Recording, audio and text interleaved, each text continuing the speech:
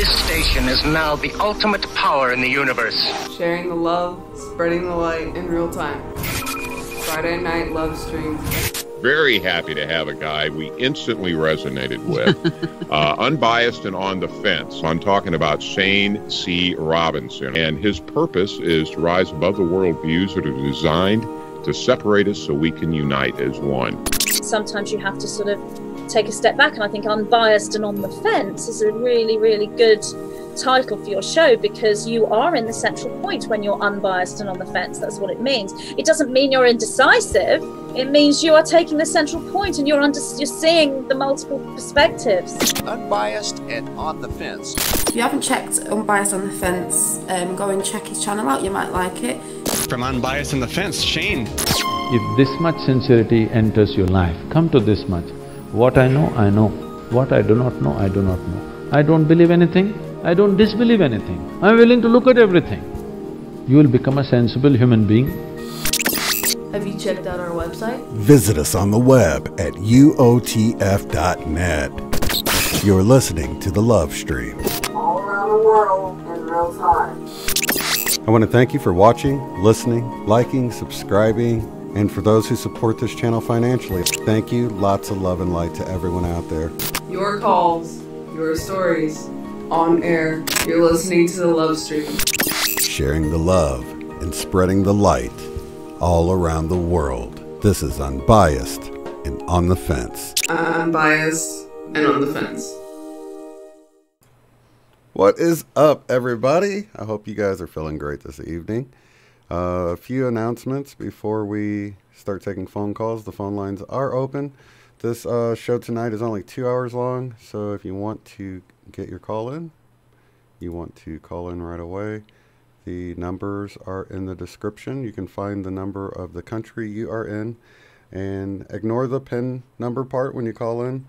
That's just for moderators. So you'll just want to enter the show ID number, which is on the screen, and that will get you right in there. Okay, so we got this lunar eclipse coming up on Saturday, Sunday night, which I'm super excited about. For those in Europe, I guess the full lunar eclipse will actually be on Monday, real early morning Monday.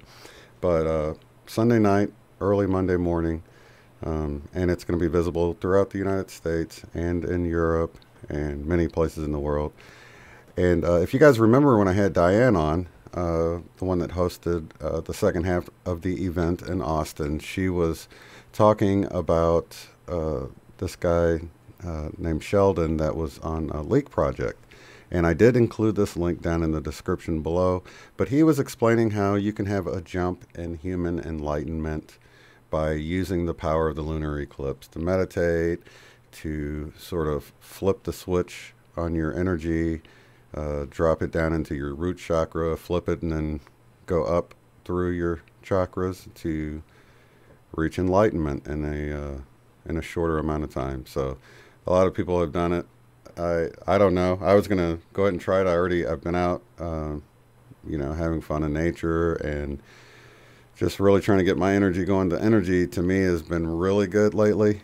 I've been really enjoying it. So I'm going to, there's a few things you can do, like you can skip the night of sleep beforehand to where you're physically really tired during the lunar eclipse, and you can fast that day. There's different things you can do to help it out, but it's a very long video though. So it is included in the description below. You can try it out if you want. I'm certainly going to try it. I don't know if it's going to work, but I figured it's worth a try, right? So definitely want to do that. Now, we had T. Taylor call in last week, and she was talking about some interesting finds. She's already been talking about this before, but she actually got some up-close pictures of some of the changes to the human body and some of the things. Ooh, earring right here. Is that a confirmation for Tony T. Taylor? So anyway, check out that video. I put the link down there below, so if you didn't see the notification, I get lots of notifications, so it's easy for me to miss stuff. But she did put that video out, and it's definitely worth taking a look at. And then since Michelle Wolf is going to be moving, she's been busy moving, relocating, and she won't be in on Tuesday. So to have our live stream on Tuesday, we're gonna have T. Taylor in and discuss what she found in these images, these microscopic images, because it's some jaw-dropping stuff if you haven't heard any of the stuff she's covered before in the past. So you definitely want to look at that video. That way you'll have a better idea of what we're talking about on Tuesday at 2:30 p.m. Central Time. Of course, that's 12:30 if you're in Pacific Coast. That is 3:30 if you're East Coast, Eastern Time. And that should make for a really fun show. All right, phone lines are open. Let's see. I think that is it for the announcements. I'm gonna let's see here. Okay, let's. I'm gonna wait for you guys to call in. I will be right back with you. We'll take our first phone call.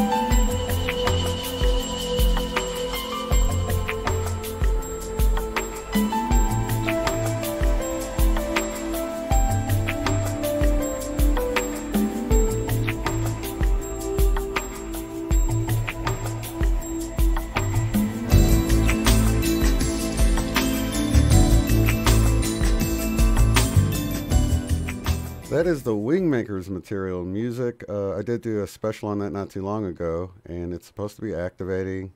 I really like it. I feel good when I play it. So I want to go to the phone lines. We got Todd here. How are you doing, Todd?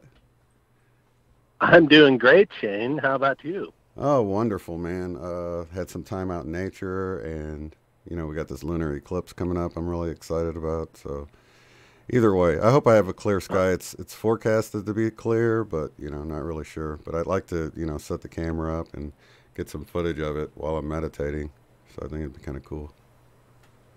Yeah, cool. We'll see how it rolls, you know? Yeah. But now where you're at, I think you're going to get blasted with some snow up that way, aren't you? Or are you going to dodge the bullet? Yeah, they're calling for a winter storm and stuff for the whole weekend, so we'll have to see. Oh, man. I was so glad to see it pass me over, but, you know, I saw the East Coast was probably going to get slammed, you know. Yeah, it's pretty much the name of the game in this latitude here. Yeah. That's northwestern Pennsylvania, which is where I'm at, is one of the areas that tends to get the most snow and the most rain, aside from Washington State. So yeah, it's almost always overcast here, so we're kind of used to it. Yeah, plus it's that time of the year, so I guess can't really expect much different. It's been pretty good, though, right? Oh, yeah. Well, I guess. So what have you been up to? You're a little bit late coming to the show tonight, or something. What's going on? Anything interesting, or? Yeah, just like I said, I was out in nature, and I just got back, and I was just trying to tie everything together, get all the links together. So I didn't really want to rush it and start at 7, just because I thought it was important for the time. You know, the stuff's time sensitive, so I wanted to make sure I got those links in there for not only T. Taylor, but this whole lunar eclipse thing. And that video is really long for anybody who wants to check it out or whatever, but I thought it was definitely worth checking out. You know, if the information is right, you know, I never know, so. Yeah, no, I checked out Tony Taylor's video there, and it was pretty cool. Oh, yeah, I got to man. say that, you know, I left a comment on there. You know, the crystals in the skin, like I said previously with you, were liquid crystalline to begin with. Our whole bodies are liquid crystalline, and what happens with a liquid crystal, it's a liquid crystalline state of matter, which is in between a liquid and a crystal. And as we become more ordered in our beings, as we master our, you know, mental planes and our emotional planes, we basically become more ordered. And what you're going to see are more crystals popping up in your being. That's interesting. So, I cited an article in Tony's video that just talked about how crystals were already seen and observed in the skin. And as we go forward, what you're going to see is we become more and more ordered, more and more who we're meant to be. You're going to see more of this occurrence for you and me. So it's really kind of cool to see it manifest. And you know, basically what I told her is just keep on sparkling. That's awesome. Yeah, because I had noticed, you know, I'd be outside meditating or whatever, and, you know, you get the sun just right on your hand, and you can actually see sparkles in there. And it's like, what's the deal with the sparkles? So I'd even noticed that. I just hadn't looked at it under the microscope. So I don't know, man. I think it's going to be alarming to some people to notice it if they don't really know what it is, because, you know, with all the fear going around out there. You know, well, it's nothing to be alarmed about, Shane, and it's everything to celebrate and to, you know, worship. Yeah. You know, basically, it tells you on your path of enlightenment that you're becoming more of the light. Yeah. You're reflecting it back to those around you in your environment. Yeah, I think so too. And, you know, we may end up looking like the vampires from, what the heck's that movie? Twilight. I forget the name of it. Twilight, yeah. We may end up looking like that. But that's cool, though. We're not vampires. Right. No, we're exactly the opposite. That's the whole path to get there. Yeah, and you know what? I'm so glad that she's kind of got out ahead of this thing, because, you know, the more people that know about this, when it does get spun into something to fear by, you know, because it always does. That's kind of their MO. They'll spin stuff, the media and things like that will spin it into something to be afraid of, and the more people that are aware of it ahead of time before they start whatever fear campaign they push, you know, the better, you know, people will be, you know, knowledgeable, and they can say, hey, it's nothing to worry about. Check this video out. We've known about this for a while, and yada, yada, you know. So it's cool. I completely agree, Shane, and that's why, you know, when I posted the link to a paper, this paper was from 2002, talking about crystalline domains within the skin. And, you know, I totally agree that you need to get out ahead of the information to let people know that, well, we've always been liquid crystalline. We've always been these beings that have this capability of ordering ourselves and becoming more beautiful. And it's just been in this latest time that we've really got on this path, hook, line, and sinker, that we're, you know, following that path to become, well, little blinkers. Yeah. I love that, man. You know, and it's so funny because I was just telling somebody the other day, I was like, my childhood friend used to call me Shiny Shane, you know, and it kind of annoyed me at the time. But, you know, now I look back on it, and it's like one of those things looking back on that it was a little hint from the universe, maybe, you know. And I might not have liked it then, but it's a cool name now. It's so cool the way the universe drops those little hints in, too. You know what I mean? Definitely, man. So, yeah, I'm really excited. For those who are just joining us, we were talking about T. Taylor's newest video, which I do have linked below in the description, where she found some interesting crystal fractals in her skin, and it's really interesting. So definitely check that out. We're going to have her on Tuesday, and I'll make sure that if she's not listening now, I'll drop her an email, because if you put a link in the comments, it typically goes to the spam, and it doesn't notify the channel owner that the post even went there. So I don't know if everyone's even able to see it or not. So I'll make sure she goes and checks the spam, because I want to go click that link and check it out as well. Because that's interesting. Yeah. And we can talk about that when I have her on Tuesday, because that goes right along with her research. And she's really knowledgeable, man. I was really impressed at, you know, her approach to this whole thing. And the fact that she's unbiased about it, you know. She sees it's happening, but she's open to discuss it, because that's really the main thing. You can't really deny it's happening. There's evidence, hard evidence there to see it's happening. Let's open a discussion about it, you know. And I'm with you. I don't think it's anything to fear. I think that these are exciting times. I feel the excitement, you know, and I've been really feeling it more and more all the time. So I'm excited, man. Well, it's just one of those little indicators on our path that the universe drops in our laps. Yeah. That, you know, we're beginning to see it, you know, and there's nothing to be afraid. It's everything to do with our delight. Yeah. I agree. So, you know, it's so cool that, you know, that other people are observing this thing. I noticed it actually back in 2011 in my case. I told you that I woke up kind of early. Yeah.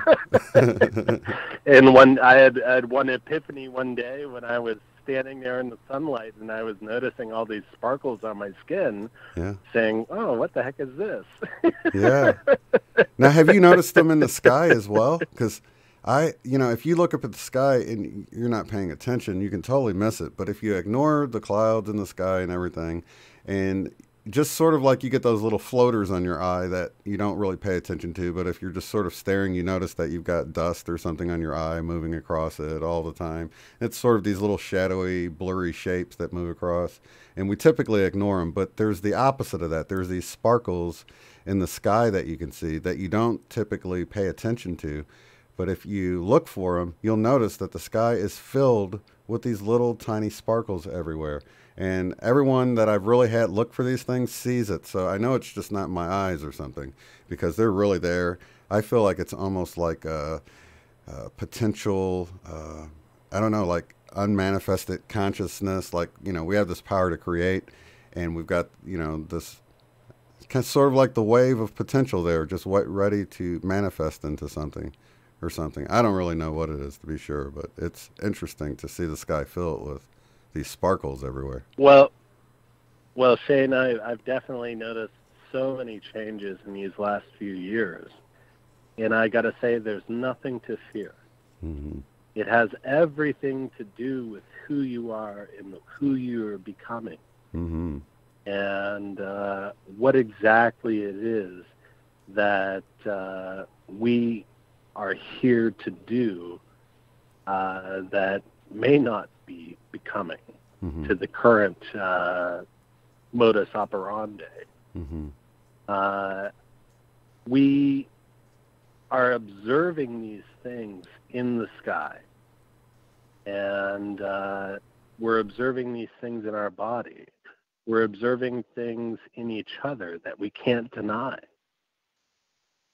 You know, it's just so beautiful to see something that opens the eyes of both you and me. Yeah. That's I got to say, you know, just in regards to, you know, observing things in the sky, I've seen so many things to my delight. Yeah.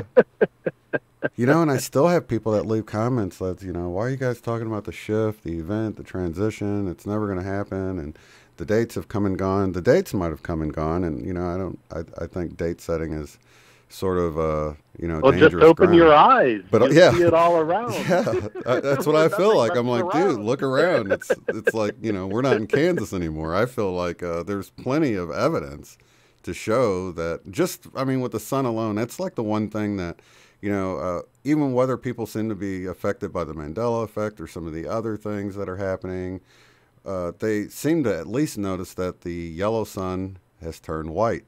And I've been noticing, like, through the clouds, it appears yellow sometimes now. I don't know if it's what's being sprayed, if the clouds are changing, or what's going on with that. But the sun, I mean, we can all agree that the sun isn't the nice, warm yellow sun. It's much brighter. No, I would harsher, definitely white. agree. Yeah. It looks whiter. Yeah, it's almost like it is a bright white. Yeah, it's like God's up there arc welding, isn't it? About its brightness. Yeah, definitely. I mean, you feel it on your skin more than ever. Yeah. I don't ever remember as a child going out in the sun and feeling it. Yeah. And resonating to its brightness like I do now. Yeah. And, you know, it's just one of those things that, you know, memory doesn't deny you the true reality. Mm-hmm. And, you know, you can tell me it's a Mandela effect or not. I have to say, you know, it doesn't matter. Yeah. What matters is where we're at right now. And right now, it's brighter than I've ever observed. I feel it, I experience it, and I'm kind of at where I'm at. And you're probably not going to be able to convince me otherwise. Oh, yeah. Yeah, it's almost like you have to be blind not to see it, right? I mean, there's so many things, and the more you look, the more you see. It's kind of like synchronicities. The more you sort of try to disprove, you're like, well, you know, because it happens with time or with people you run into, or with, you'll be talking to one person, you'll be talking about a certain topic, and then you'll go to someone else, and, you know, they'll continue on that conversation, or just weird stuff, man, you know, that, and then things you'll see in your past that sort of align with what's going on now, and you're like, well, wow, that's just weird, because that totally goes with what's happening now, and just all these strange events. You can really see how time is really sort of this, you know, construct that we made up to. It's not real, you know what I mean? It doesn't seem to be what we were raised to believe it is, you know. Yeah, I was just actually just before you came on, I was trying to kill some time, watching a guy by the name of Wayne Steiger. Oh yeah, I love Wayne. Yeah, his YouTube or not. Oh, Okay. yeah. Yeah, we're one of those. We were supposed to get together several times, and we keep, we're both so busy that we keep putting it off. But, yeah, we'll definitely get together. I'll have Wayne on sometime. It's just our schedules don't align. Okay. Right. But, yeah, he's a great guy. Well, I can understand that. He was just talking about how, time, we don't even know what time it is. Yeah. I mean, we have all of these different calendars in his latest video. Yeah. He was talking about, all these different calendars that put us all at different times. Yeah. And he's very correct. We don't even know what time it is. Yeah. Isn't that strange? But I have to tell you, there is no time like the present to reset this whole mess. Yeah. You see, when you live in the now, Shane, it really doesn't matter necessarily what happened in the past. What really happened in the past was all of us integrating our lessons and to learn it and to recognize it in real time and to manifest it in real time. Yeah. Okay? As we're manifesting in real time, who really cares what time it is? Who really cares what the past is? Yeah. All I know is the present and now. And all I got to say is the present and in the now challenges me with nothing but actions. I have to take an action for this, an action for that, an action for this and that. And these actions carry me forward into the future, which becomes the new present time, the new now. Isn't that funny? I'll see you tomorrow. Like, tomorrow's the future, but when it gets here, it's really the now, isn't it? Yeah. Hey, I told you I'd talk to you again, and here we are again. There you go. Right, but we only ever talk in the now, isn't that right, Todd? Exactly. We're just communicating in the now. And is that such a is it such a mind-bending thing for us to wrap our minds around that you and I, we only ever talk in the now? Yeah. We've only ever talked in the now. And maybe people have heard us in the past. That's okay because it applies to the now. And that's funny that you said that because that's exactly... As long as you learn to integrate it. Yeah, that's one of the things that, when I was trying to look into the cause of the Mandela effect and, people are like, why'd you move on from that? And, I still love talking about it because it's really cool to see, reality changing in a seemingly impossible way. We've got this book coming out about it and everything. But what I discovered is even when you're looking at what appears to be the past, whether it's a photo or you're talking about, to someone about their memories, or you're looking in a book or searching on the internet, you're always looking at it in the now. So even though you might be looking at a photo from 20 years ago, you're still observing it in the now. And I think it's sort of like, I see it as a wake-up call. So if we're focused on the alarm clock, not that it's not cool, I think it's cool, but I think, we got to say, what is this waking us up to? And to look beyond that, maybe for the meanings within the Mandela effect changes, or just waking up to the fact that reality is not what we've been led to believe it is. So I think it's, while it's fun to talk about it, and I like to bring it up a lot, and if there's a new big change, I like to talk about it, but I think it's sort of like focusing on the alarm clock rather than waking up to the bigger picture. You know what I mean, Todd? Yeah, in the bigger picture, here's what I have to say. You may want to take what you know and project it into the future, but you would be disappointed to your dismay.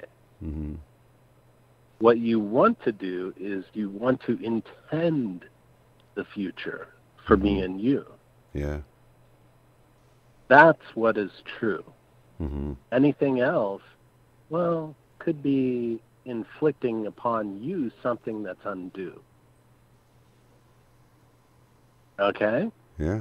And I say that, just from a point of wisdom that when I was a scientist, I was always challenged to create a new invention. And the new invention was something in the future that didn't exist yet. But I had to think with wisdom, how does this invention impact society? I don't want to create another atomic bomb. that creates all of these sorts of issues. Okay? Right. I want to create something that's beneficial overall, that's not going to destroy or harm or cause dismay. Yeah. So, you know, I always have this intention in the now to create something that can help my fellow human beings. And how, you know? Yeah. And the how is exactly what we want. Yeah. It has nothing to do with trying to destroy or create want. So, you know, it's important to say that when we're dealing with temporal effects with no delay, you must have it in your heart, in that now center, to intend a future that's only for the better. Exactly. So anyway. Yeah, and people don't realize, you know, I mean, that's yeah, T. Taylor, she's saying that's beautiful, Todd, and it is, man, because people don't realize the power we do have in our intentions, and, you know, how everything's created in the mind first. I mean, I go back to your example of creating, having some kind of invention, and it's created in thought first, you know, and then you bring it into reality. Exactly. And so really everything's created in our mind first. And so if we're thinking about this beautiful future of love and kindness and all of that, you know, if we intend for that, it will come about. I mean, it might take longer than some of us like. It might happen sooner for others because they'll begin to see the love. That's where my heart's at right now. Me too, man. And just that's our whole group right here, you know. Yeah. Exactly. And we've created it here. It's so important for us to talk. Yeah. We've created it here. We're enjoying it. And I think whether it's, you know, these Friday night love streams or, you know, with Eileen on Saturday nights when we use our power of intention, or we get together for these little get-togethers, we're creating these little cells of what we imagine the whole world becoming. Just, you know, just acceptance and love and non-judgmental. And, you know, it, like I've said before, it's like when we came together like that and you had all of these people that were just so loving and everything, we didn't leave there feeling drained like you normally do when you have a get-together and you meet all these people, because everyone was really pulling from source and, you know, pushing it out, all that energy out to everyone else. So everyone was feeling it from source and from everyone else. And we really, like, it's like we activated each other and we built one another up. And it was an incredible experience that I'm still reaping the benefits of, you know? Yeah, and it's just absolutely, it's intoxicating to actually experience it yourself, to see it for something that is set so outside of societal norms. Yeah. You know, we've been indoctrinated in such systems that when we experience this, it is unsettling and can perhaps induce fearful states. And all I have to say is, you know, I've sensed it, you know, since we've talked, there's a lot of fear in having to deal with the future here. And the future is nothing to fear. All we need to do is really get together and intend where we want to be, near and dear. Yeah. You know what I mean, Shane? Oh, definitely, man. Yeah, you're speaking my language, brother. Oh, cool. But yeah, definitely. And I think the more we do this, the more it's going to spread. And, you know, the more other people, instead of being judgmental, like what, you know, you typically have been taught in religion that you got to go out and sort of force people to see the light, you know, but it really doesn't work that way. They get attracted to the light and they want more of what you have. And they come to you when they want it. So to be that light, to be that example, and people will begin pulling to is much more effective than pushing. Yeah, exactly. Yeah, people are like, well, what do you got that makes you so happy? And you know, I want some of that. You know, that's how you win people over, not by telling them that they're wrong or by judgment and all this stuff. So yeah, Yeah, the well, future's you know, so bright. I have a lot. Yeah, it is. It totally is. And, you know, I have a lot to say about judgment and our mismanagement of judgment. Mm-hmm. You know, judgment really comes into what dwells within. You need to judge yourself before you judge anything external to yourself. Mm-hmm. And before those words come out of your mouth, you better have already jumped over that hoop. Yeah. And become what that is and about. You know, what comes to mind you know is what that, I mean, Shane? That Michael Jackson song, the Man in the Mirror song. And that is, I mean, there's a lot of truth in that, you know, because really you're going to change the world by changing the man in the mirror, and it's going to spread from there, you know. Oh, yeah. A beautiful thing. I'm looking at the man in the mirror. Oh, yeah. Sorry about that. I didn't know you were a performer. Way to go, Todd. Yeah, well, you know. Good stuff, man. You get me in the right mood. Yeah, there's a lot of truth in that. Your audience for that one. Oh no, they're all dancing, man. It's hard to go wrong with that. Tammy said, "Love that song, Shane." So.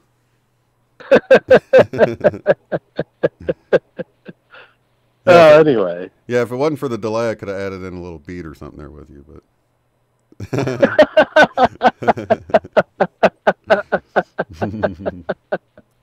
But yeah, that's what it's all about, man. Just feeling good, having a good time, and you know, people can feel it, man. I can feel it. So. Well, you know, and it's like riding this wave. You know, surfing the waves of ascension really boils down to riding those waves of creativity. Yeah. And noticing when there's an inflection. Yeah.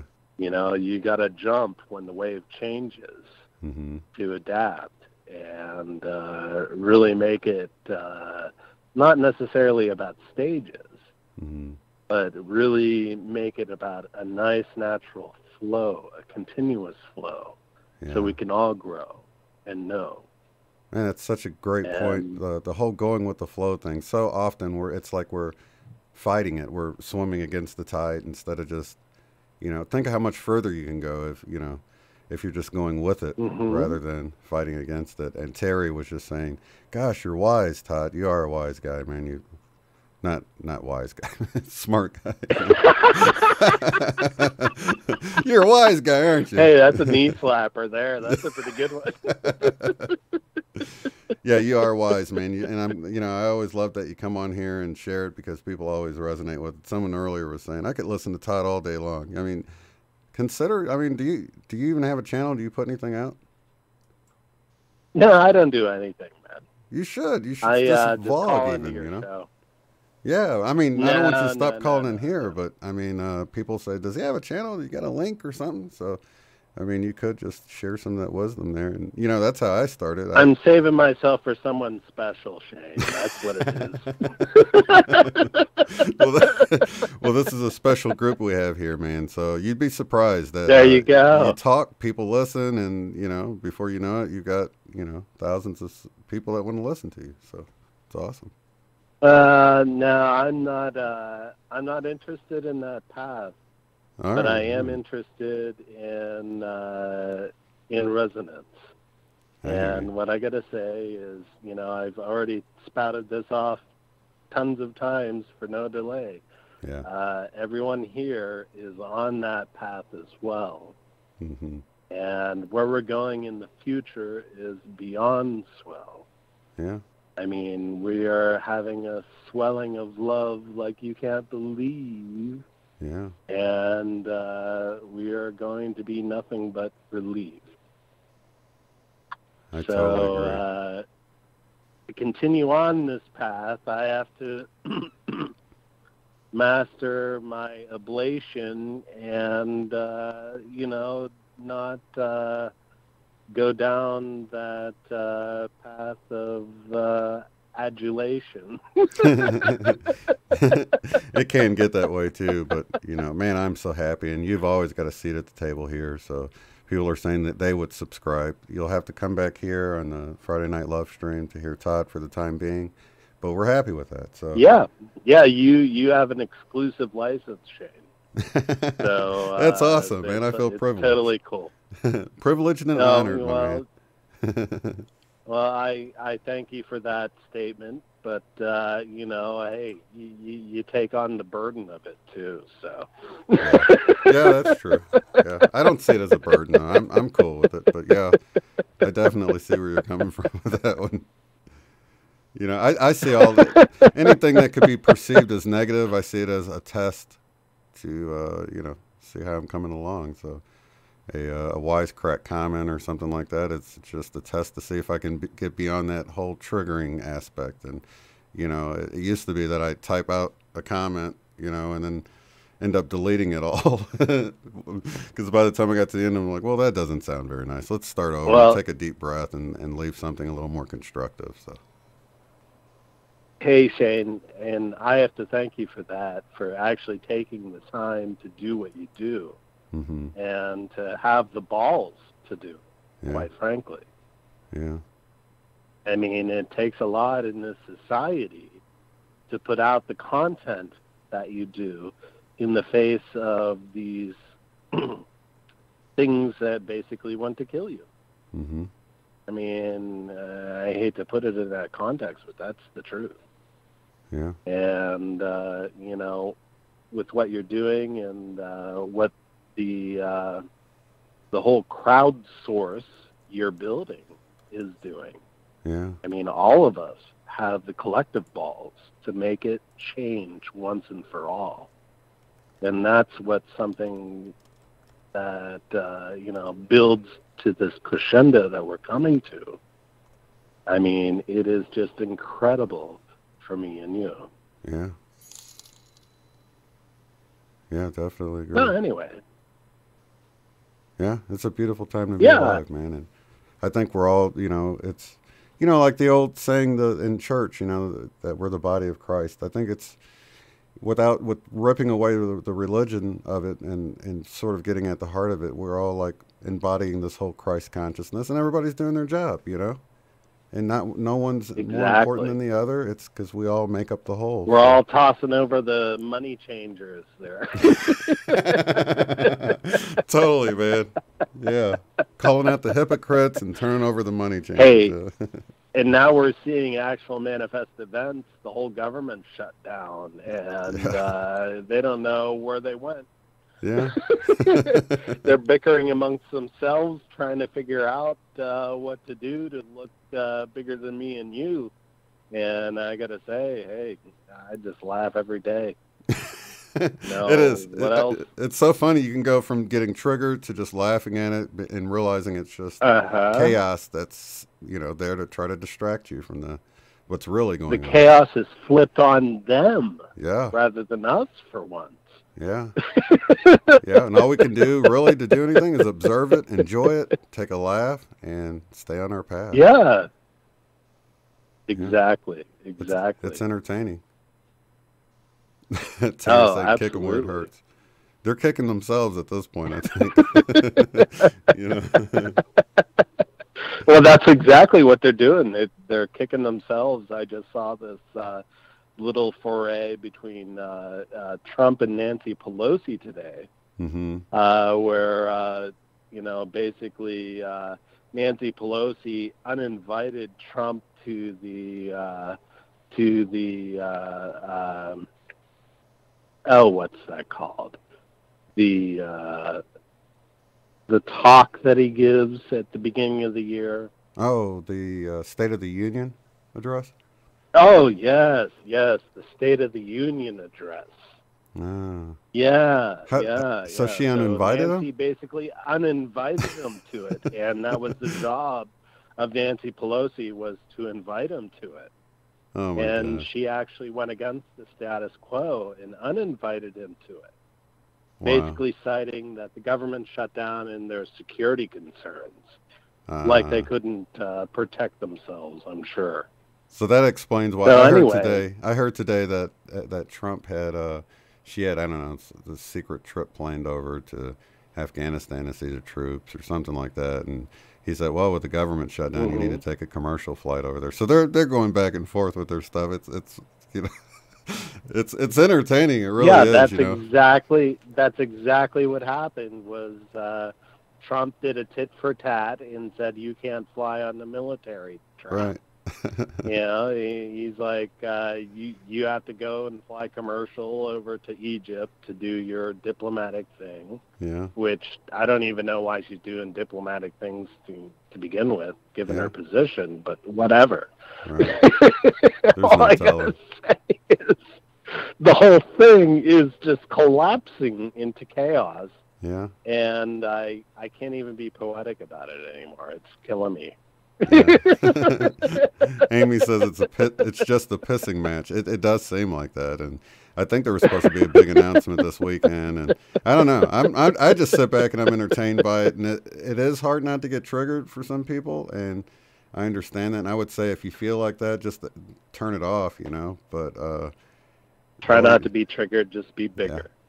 Yeah, exactly. That's all you got to do. Totally, man. Yeah, because it's just a show, Exactly. And, it's got to go. Yeah, T. Taylor saying, get some popcorn and watch this. We have quite a few people that's hopped in here since we talked about it earlier, so I want to remind you that T. Taylor did put out that new video, and I did put a link in the description down below. She's going to be on Tuesday to discuss her findings. Very interesting stuff that you can just watch that video for yourself, and then you'll have a better idea of... while T. Taylor's here, I don't know if Todd had posted a link under that video with an article that I think you might find interesting, and I was telling him how our links go directly to spam, so I don't know if you okayed it or whatever, but I wanted to click that link myself when I head over there, so I just wanted to let you know that it might be in the spam folder. I hate that it doesn't give you a notification to just send stuff right to the spam. Unless it's a moderator or something like that, it just goes right to the spam, and you don't even see it unless you're looking for it. So, that could be what happened. I mean, these sorts of things, I just did it. I mean, there were multiple articles actually that I found, but that one was just kind of relevant and sound, and that's why I posted it. Yeah, and I got to say, this whole thing with the science of the body, we've been misled in so many different ways. We don't really understand what it is to be liquid crystalline.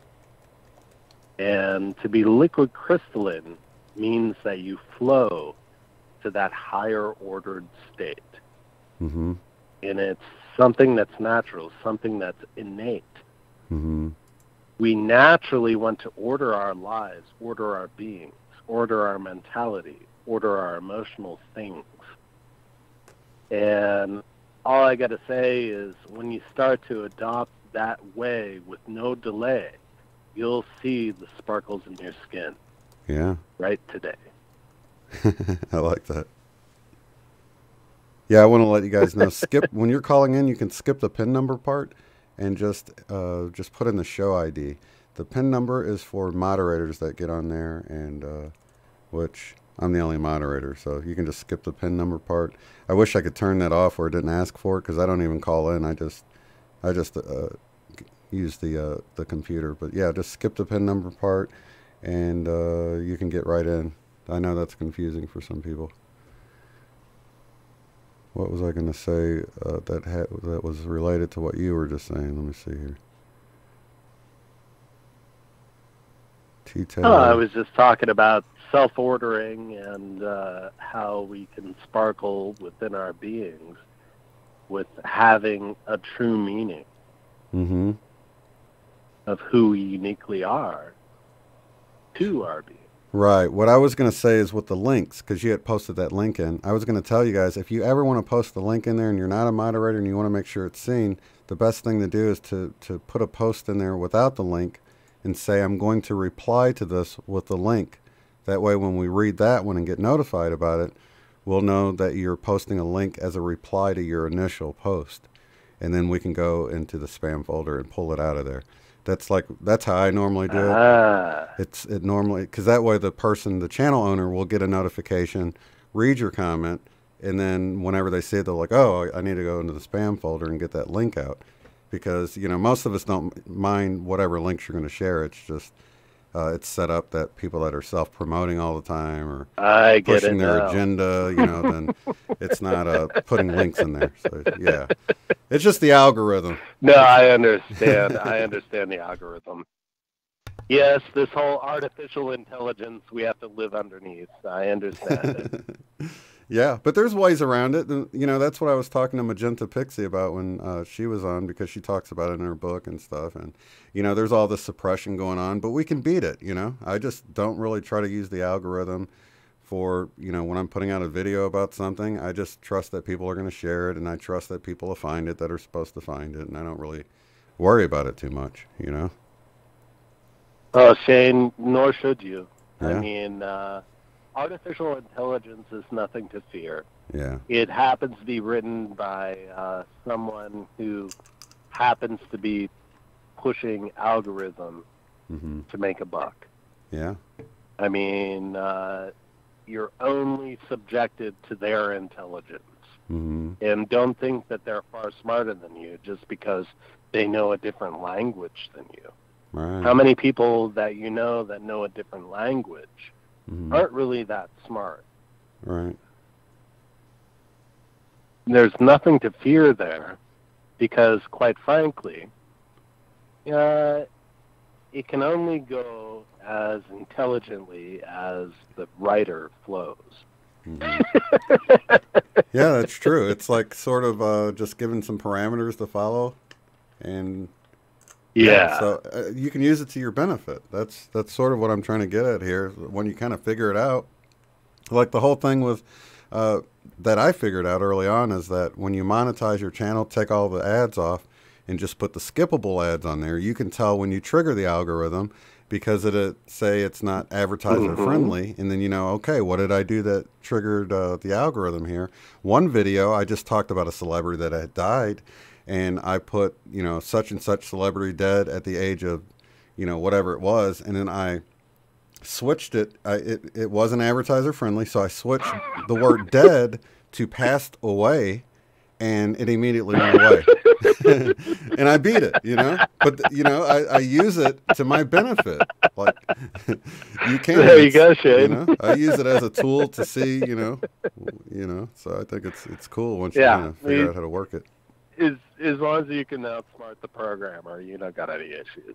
And they all can be outsmarted. That's the thing, it's a computer. You can outsmart it. Yeah, it's a beautiful thing. I want to tell you guys, if you are in the call lobby and you do want to, because I see there's some people in there, make sure you hit *2 and raise your hand if you are wanting to talk, so I know. Otherwise, I'm going to keep chatting with Todd here, because we always have a good time. Oh, that's cool. So yeah, and go ahead. I was going to say, this is like the whole beating the algorithm thing. This is, I mean, you definitely see how this works in your line of work or whatever, being a scientist, because that's just computer science. Heck yeah. So. Yeah. Yep. And everything can be sort of flipped on its head and used in your favor. There's always a flip side to everything, Yeah. I've written a lot of code in my life, and I just got to say, you just got to be cleverer than the person that programmed it. There ain't no issues there. Yeah. There's nothing to fear with artificial intelligence. Yeah. Because it's pretty artificial. Yeah. Superficial is probably the best word. Superficial intelligence. Yeah, definitely. That's a great point. And even if you look at analog puzzles and stuff like Rubik's Cube and stuff, you can solve those with a simple algorithm.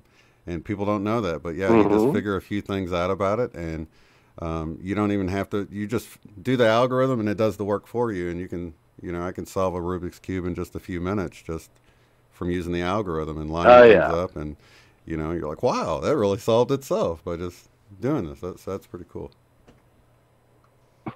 Yeah, but people don't know. But yeah, it's a quick YouTube search, and bam, you figure out the algorithm, and there's an analog, a real thing in real life that you can put to work and see exactly. So if you got a Rubik's Cube around, look that up, check it out. But that's really how everything is in life, especially when you're looking at the computer Shane, stuff. Just to draw a segue into a whole other topic then, from this little jumping off point that we have, the singularity. So the singularity in the common nomenclature basically talks about the takeover of society by an artificial intelligence, okay, where it grows and learns so fast from you and I and blah, blah, blah, blah, blah. Yeah. Well, all I got to say is we already defeated that singularity just in our little talk in talking about its artificial, superficial intelligence. Yeah. Okay? When you realize that we're really approaching a human singularity and what it means for us in the ascension context, the human singularity is so much more powerful, so much more creative, so much more loving, and absolute bliss for you and I. Why is it that we would worship some AI? Right. You know what I mean? Yeah, and that's two sides of you can't go up and hug a computer. Well, I suppose you can, but it's really awkward. I don't know, man. I saw those D-Wave, computers, and I think those guys were ready to go hug. Oh, don't get me started on this D-Wave, Shane. Oh, you're going to kill me with this. Hey, I know about the quantum states of fuckatudinous. Well, you bring up a good point, though, because, I like the way you bring up this whole singularity thing, because it's talked about a lot with artificial intelligence, superficial intelligence, that, it's going to be everything. The internet, it's going to have access to everything, and it's going to become self-aware, and it's really the artificial version of what we see ourselves doing when we become one. And we become the singularity within the human consciousness. And it's the same thing with, when we look at how we're wanting to ascend either through technology by putting chips in our head or doing it the natural way that we have the power to do. So it's always, the technological way or the natural way that most people that aren't awake don't realize that we can even do these things by ourselves. So, here they are in fear of some computer, not realizing that their brain is more powerful than anything they can imagine. I mean, sure, maybe it can process bits faster, but it still can't think like a human, Actually, that's nonsense. Yeah. It's nonsense. We can process far faster. Right. You ever met any autistic children? Oh, yeah. Yeah. Yeah. All I got to say is it can be done. Yeah. But this is just the tip of the iceberg, for where we're at as far as the humanity. We are very, very advanced, the most advanced quantum computers in creation. And you have to realize how many trillions of cells you have in your body, okay, just to even begin to understand it. I mean, just within your gut, I think it's like 36 trillion cells, something ridiculous like that. Yeah. Yeah, it's almost unimaginable. Now, all of these work in one direction, in alignment with the creation, in alignment with you as your own little mini universe, in alignment with what you want to create. And when you get in touch with that creation, you really tap into the true powers of your station. I mean, it is just beyond incredible. Right. You know, what we're capable of, Shane, is just off the scales. And we're just scratching at the surface right now. Mm-hmm. But quantum computers have nothing on us. Yeah. There isn't any competition there.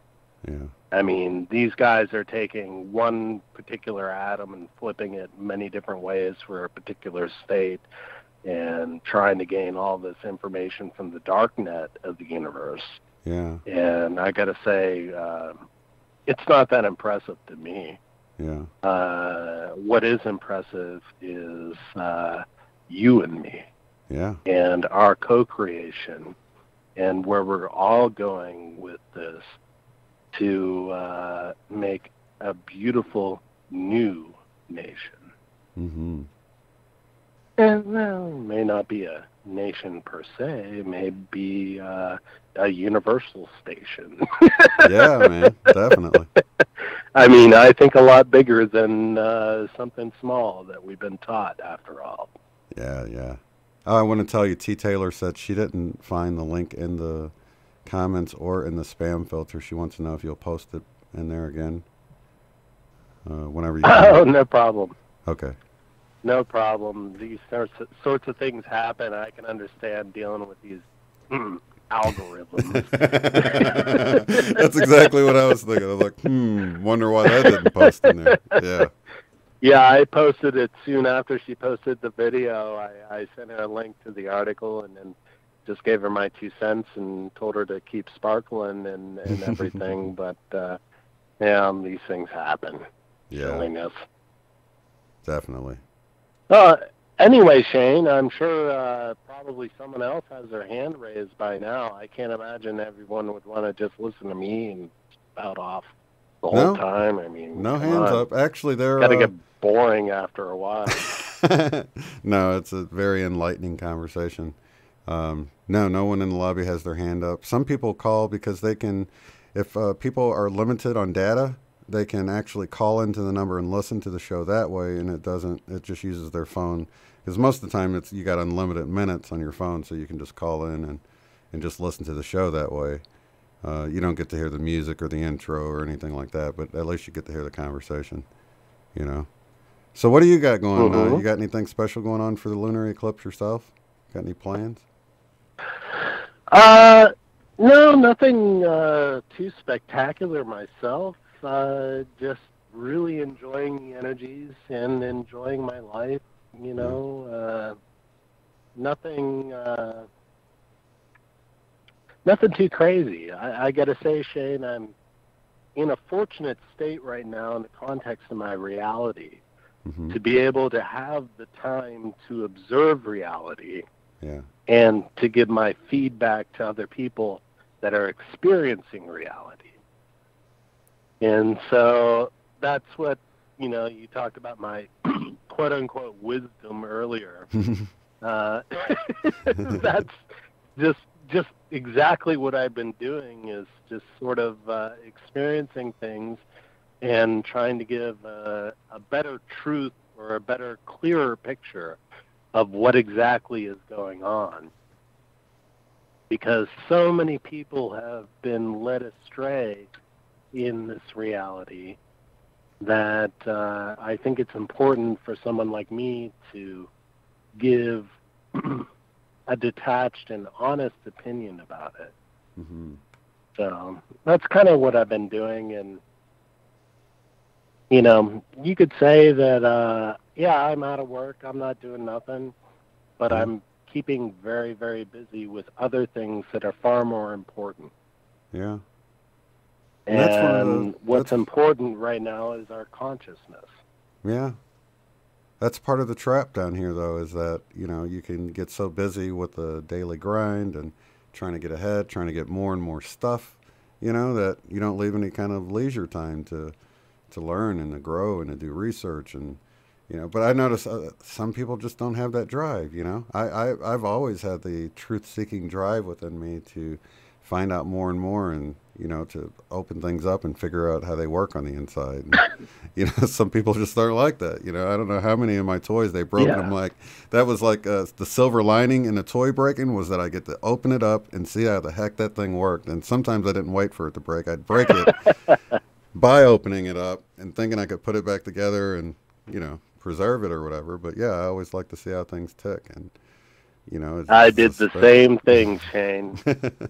I did the Can't same help it, thing. man. I learned so much the one time that I took my bicycle apart. Mm-hmm. I thought I was so clever that I could disassemble my bicycle.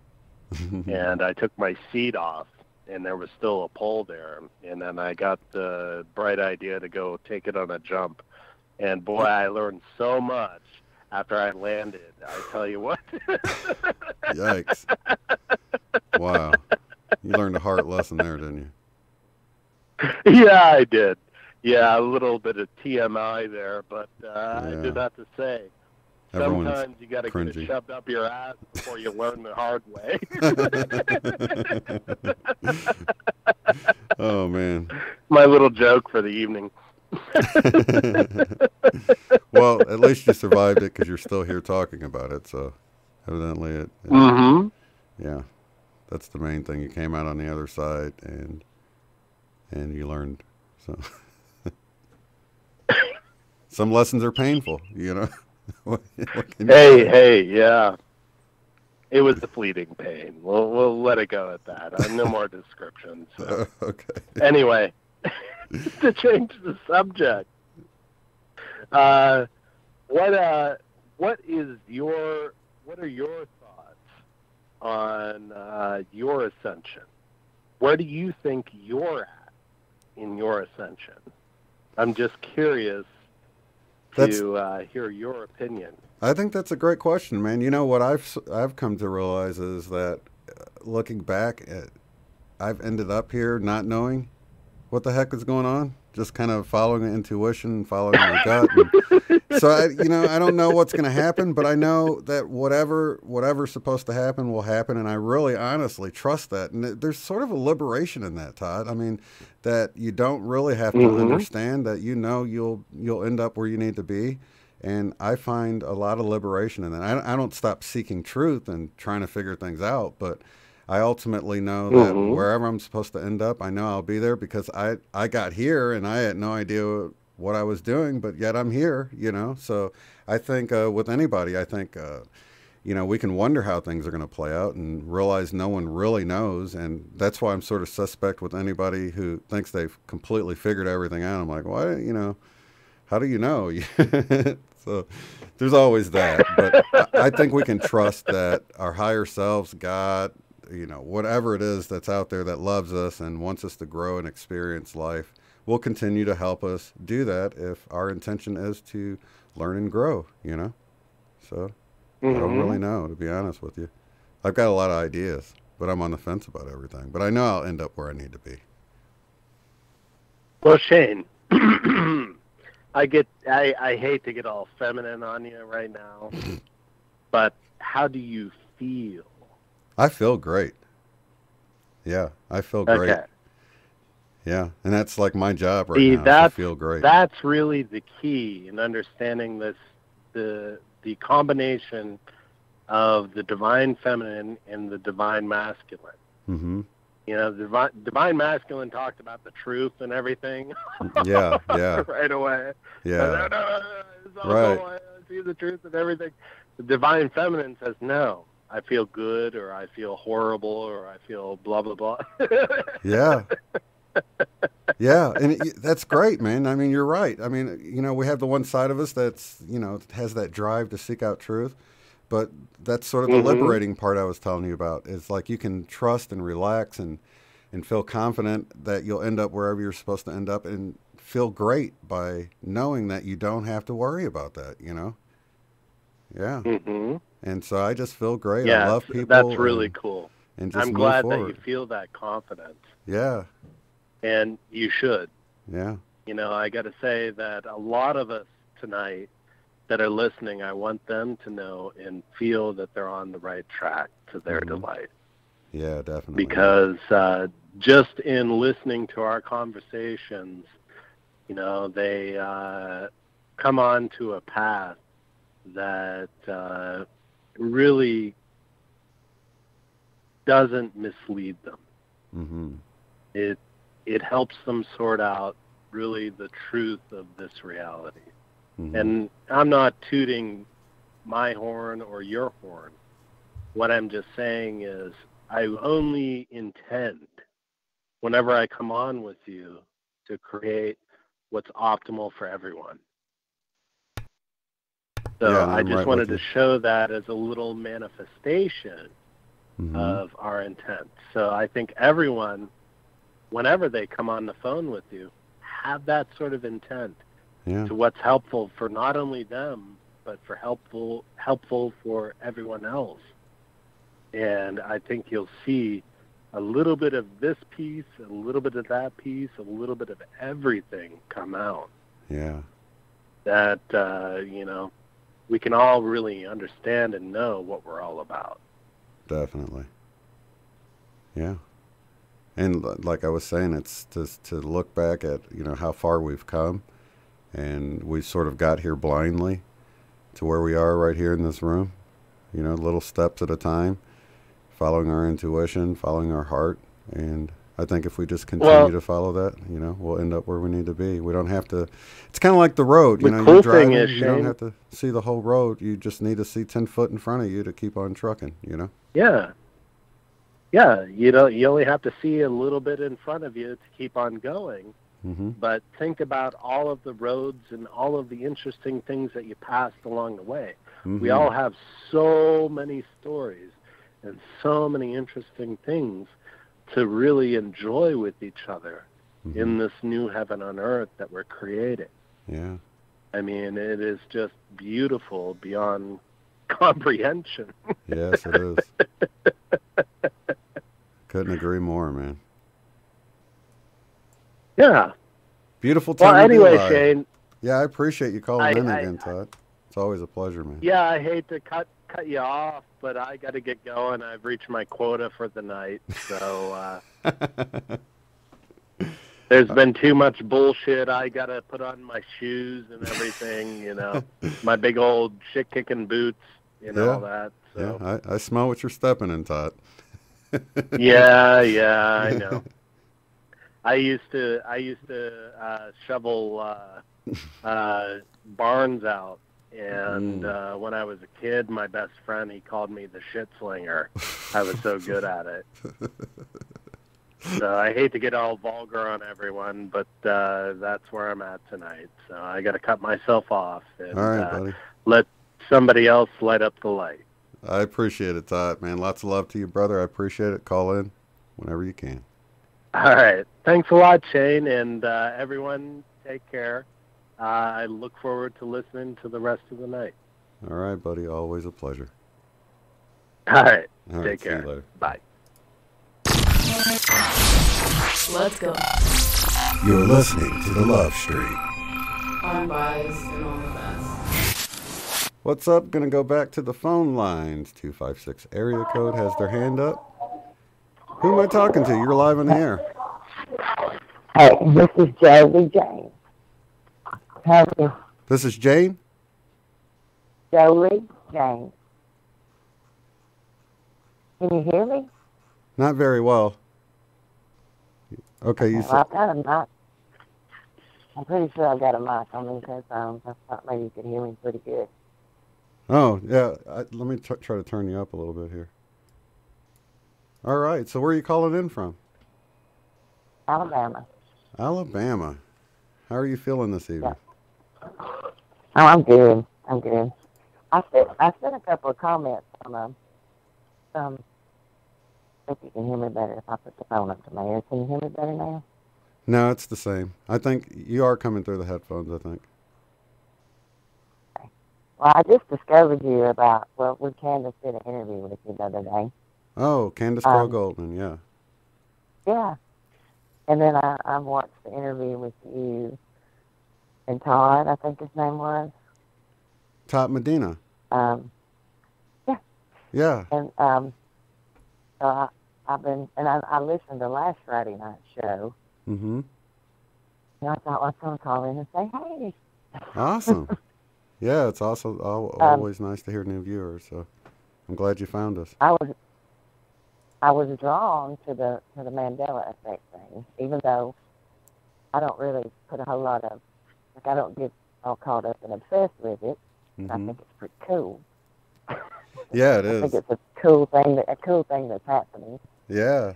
And I had never really thought about it the way that you said with the creativeness. Mm-hmm. Like how it seems like everything that's changing is the right brain parts being taken out of it. And I heard that you said that you took the big QH course. Yeah. And I've been doing the QHHP for 3 years. Oh, okay. So awesome. I was like really interested in that, and you telling about your sessions with your family, because that's always interesting. Yeah. Yeah, it's really fun, and you get some really interesting responses. How many, just approximate, how many sessions have you done with the QHHT? I would say, because I don't really keep up, I would say probably over 50, maybe even over 60. Oh, wow, okay. Most of mine, I'm kind of like you. I don't do it like all the time. Like you said, it's kind of good to have in your toolbox. Most of mine are family and friends. I have had several people that I'm like the only one in this area that does it. I mean, I have people drive like 3 hours to have a session, mm-hmm. and they're always amazing. I haven't taken the BQH course yet. Mm-hmm. I want to, but I haven't. Yeah. Not yet, but I will. I will one day. Yeah. I love Candace. I got to meet her in Sarasota, and I left some comments. I know you probably don't have time to go back and read comments on an old video, but what you said about meeting up and meeting, the different people, and I think that's key, because when we all met up in Sarasota for the conference, I can just imagine in my head the map. Mm-hmm. We had people from France, Quebec, we had people coming from all over the world, and a lot of them were practitioners, but it was just like I could just see the little lines of energy, the little trails. Everybody was leaving all over the place as they traveled. I mean, I really think it does make a huge impact. Yeah. When people travel and when they meet. And but one cool thing is when I was there was a guy there that looked so familiar to me. And I kept thinking, who is this guy? And so I asked him, and even the name that. And he's like, no, I'm from here. I've never been to Alabama. But I'm like, dude, I know there's a guy that looks just like you. Yeah. That has your first name that I have met before. But anyway, I think it's pretty cool. That's been happening a lot to me, where people will be super familiar to me, and I'm like, dude, it seems so much like we've met before. And I wonder if it's like in the dream state or something. But yeah, I've had that, the thing where people are familiar, and it's the more we get into these groups of like-minded people, the more it seems to happen. And maybe they don't even look familiar to you, but there's something that's just familiar about them, like their energy is familiar to you. So I think it's a good thing. I think so too, and I think a lot of it is we recognize people on a soul level, mm-hmm. even if you don't recognize them, and so it's like, I watched the video, it's weird, like, I watched all of Candace's videos, but yours, for some reason, it was like, okay, I gotta watch this one right now. I don't have a whole lot of time mm-hmm. to sit and watch videos, so I was scrolling through your channel, and I saw one from almost a year ago, the lady and her daughter with the Michael Jackson thing. And I commented on that one. But that, like, I have dreams. Mm-hmm. And one night, I had a dream that I'm like, hey, Bill. and I'm like, I'm just talking to this guy. I mean, like, I known him my whole life. Yeah. And all of a sudden, he starts singing Lean on Me. And I'm like, oh, my God, that's Bill Withers. I don't know Bill Withers. Right. So I wake up, and I'm like, why did I just dream that I was, like, best friends with Bill Withers? Wow. I don't know. It's weird. Like her with this Michael Jackson thing, I just thought that was the coolest thing. Yeah, that's And Sherry. everybody loves Michael Sherry, Jackson. Overprotected. We're going to be doing our Monday paranormal shows together. She's really connected, even more than I think she realizes. But she's, you know, in that Michael Jackson show with her, we just really, there was so much more that we could have talked about, and we just sort of grabbed the best of the best to talk about. But it still happens all the time. She was just telling me the other day, she was going to go out and eat with her mom, and she goes, whenever I go to this restaurant, they always play a Michael Jackson song, you know, and she goes, I know how crazy it sounds. So then, like, I don't know, 2 hours later or something, she sends me this video of her walking into the restaurant, and immediately it started playing that song, I Can Feel It by Michael Jackson. And she's like, she recorded it. She goes, now I told you ahead of time this was going to happen. And, you know, and I know people see that and they're like, oh, that's just crazy. That didn't happen. But she told me ahead of time, and then she had the video of her walking in the restaurant and it happening. So, you know, I know it's happening, and, you know, it's weird to people that don't see it, but, you know, you just, you know, when you think of the odds of that kind of stuff happening, it's just astronomical, you know. Well, I immediately got the feeling that he is in her soul group. Mm-hmm. And some people, I don't think, see, I don't know everything. And from the sessions that I do, mm-hmm. it helps a lot, because you find out a lot of stuff in these sessions. And soul groups, I mean, like, people talk about soulmates and twin flames. I mean, all this, I don't know about all that. But me and my cousin, which actually she's my second cousin, mm-hmm. she went deep. And I mean, I got all kind of good information from her sessions. Me and her are in a soul group. Okay, so, and the way it was like it goes back to the very beginning of everything. Mm-hmm. Like, you have certain people that you reincarnate with, you know, over and over, but you choose to do it. Yeah. There are certain people that you're connected to from all the way back to when souls were created. Mm-hmm. So when people talk about old souls and young souls, we actually got into this in a session. And I don't know if that's like, you know, when Dolores talked about it, I think it was like how many times you've been incarnated on Earth mm-hmm. that makes you a young soul. If you've only been here once or twice. Yeah. But an old soul, I mean, all of our souls are the same age, right? The souls are all created from the source all at the same time. Yeah. Some of these soul groups are together from the very beginning. Mm-hmm. And make agreements to help each other to wake up. Like, and that's what that was the feeling I got when I watched that video with Sherry, is that she's being accomplished. Now, I kind of feel like Michael Jackson helped me wake up way back in 2003. But the main thing about it was I wasn't ever a huge Michael Jackson fan. I mean, I liked his music. I didn't even pay attention to the whole, the first allegations. Mm-hmm. But when I watched now he was still alive, and he was waking me up.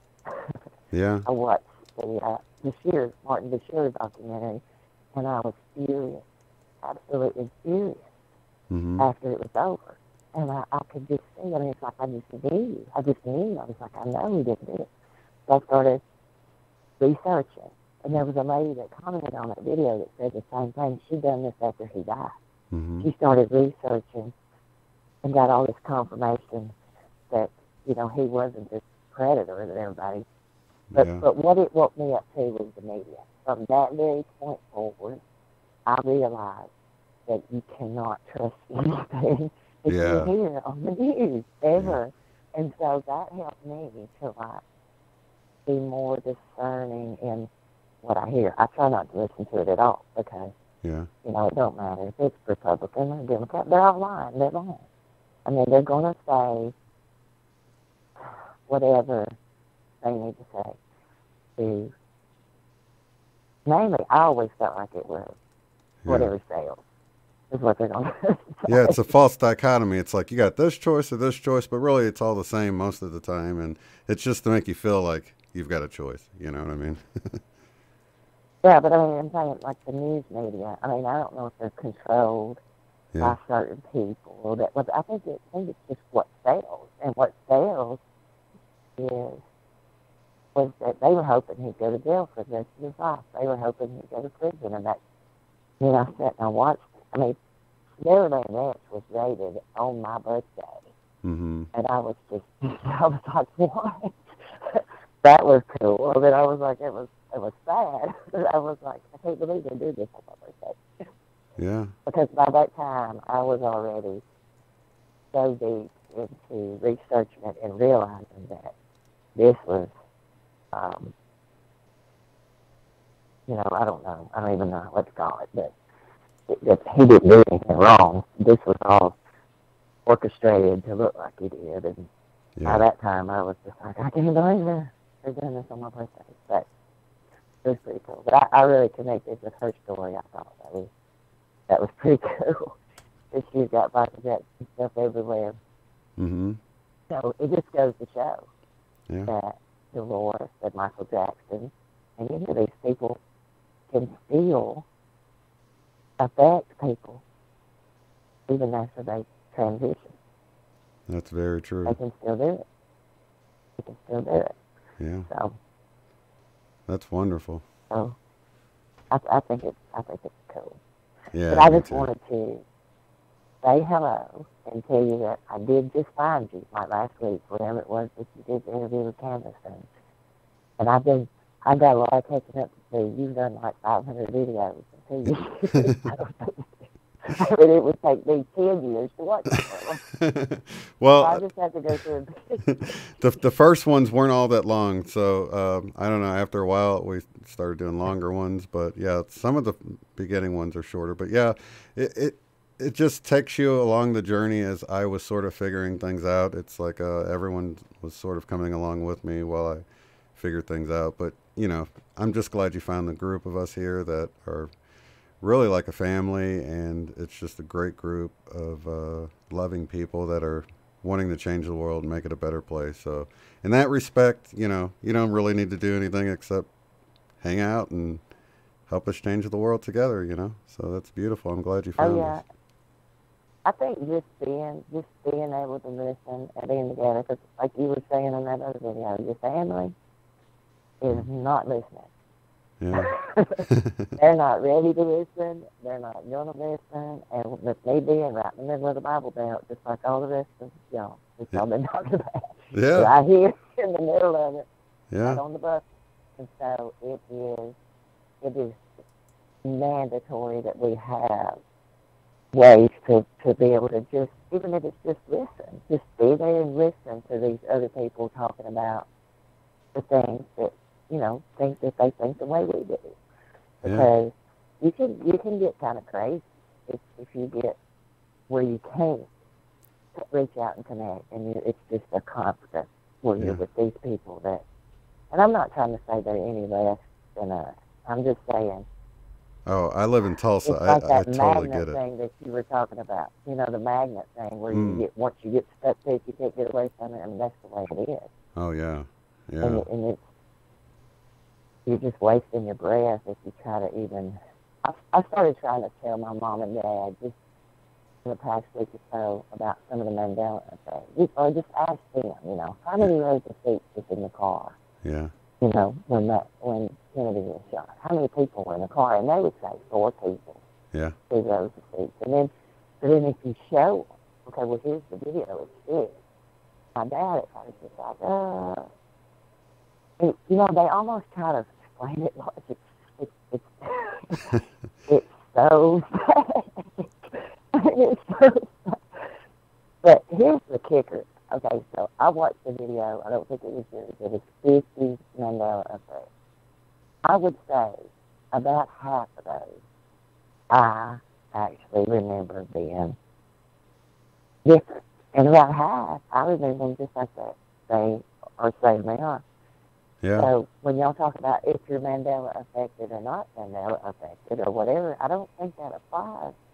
I don't think it's different timelines. No, I don't either. So I don't really know yet. I hadn't figured it out yet because, like, I'll see some things. Like the very first one was the Berenstain Bears.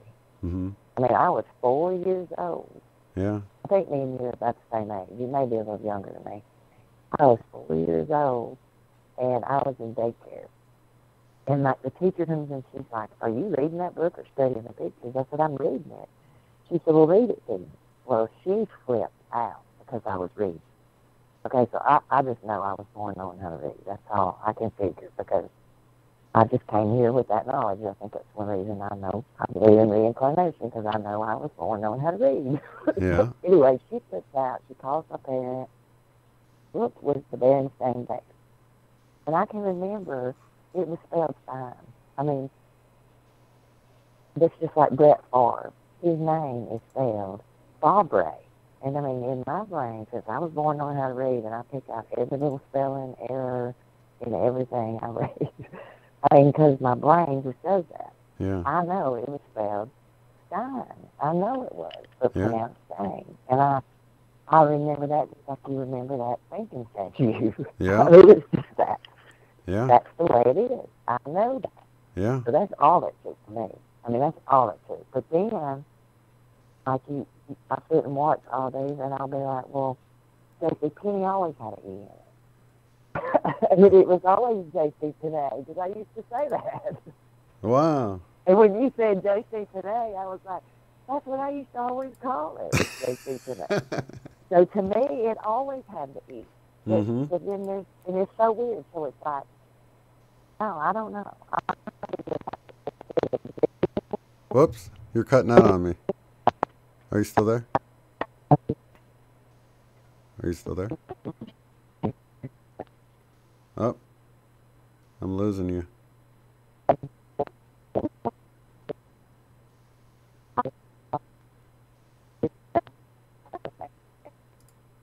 Are you still there? Oh.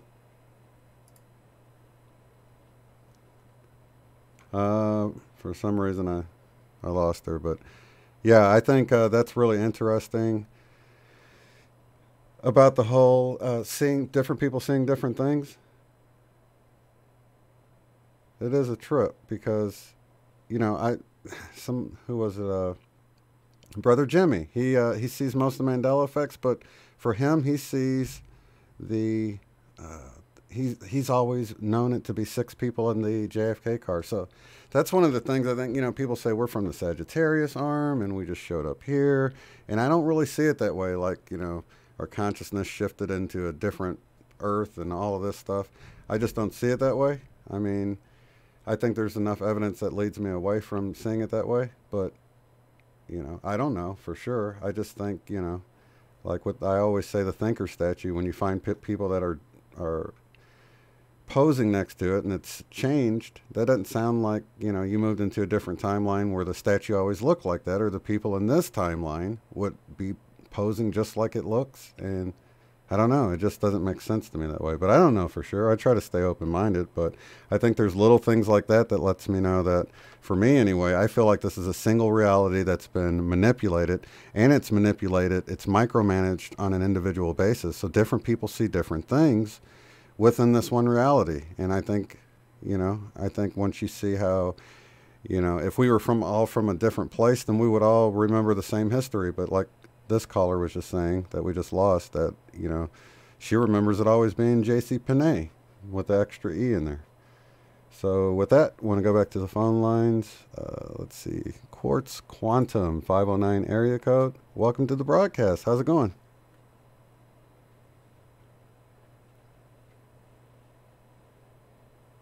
Are you there? Quartz Quantum? 509 area code? Oh, if you're listening to the radio, there's a delay, so give it a second here and he will hop in. Oh, is it cutting out for you too?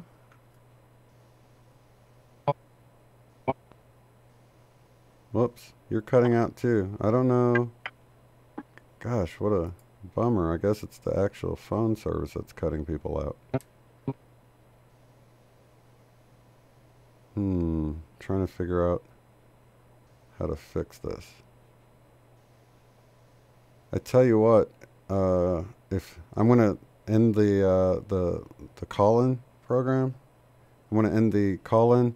If you can just call right back, I think I'm just going to have to reconnect this. So apologies, because I guess it's just messing up on everybody here. Let me try to refresh this and see if this helps.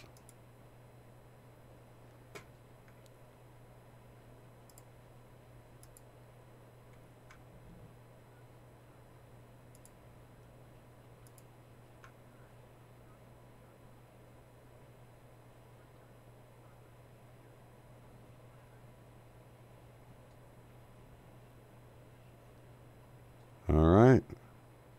I got that refreshed. Sorry, Quartz Quantum. I know you went through all of that stuff only for it not to work, but I think it was on my end. We lost the one caller. And let me give Quartz Quantum a moment to call back in.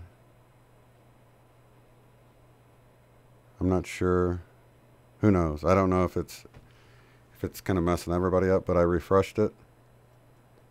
I do see I now have another caller, 256 area code. I'm going to wait a second and give Quartz Quantum. They were waiting quite a while to talk, and then I will bring you in right after, because I think it might be fixed. I hope. I've never had that happen, so.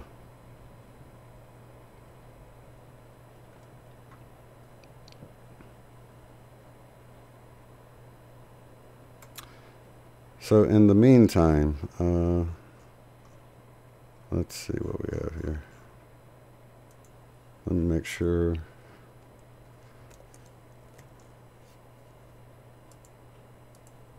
Let's see here. Okay.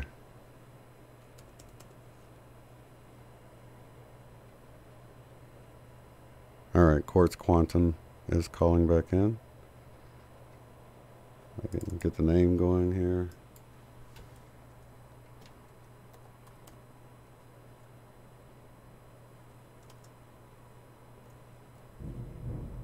Ooh. I don't know if you guys can hear that. We got some thunder going on here. Maybe that is the issue.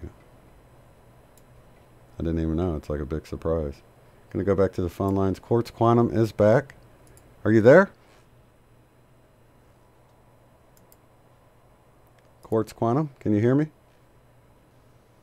I can hear you. I can hear you. Oh, okay. You're coming through good now. So I guess it was on my end. I just refreshed the browser and we're good to go. 256, I'll be with you as soon as I'm done here with Quartz Quantum. I appreciate you holding.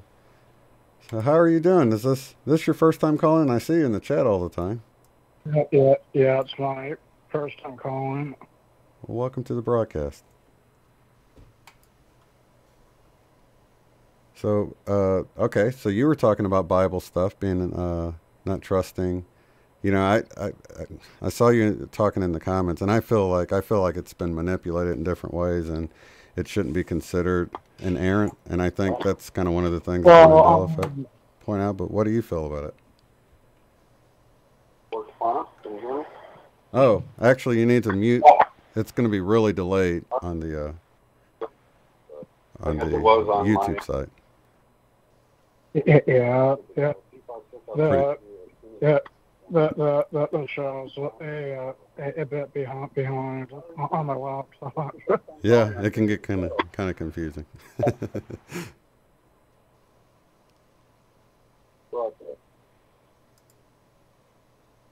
All right. Something that I wanted to talk about is how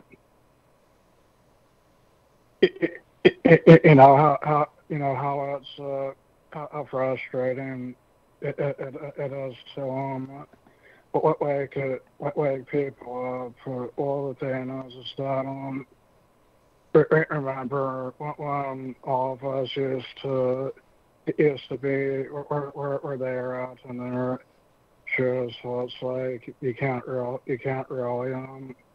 wake anybody up. You can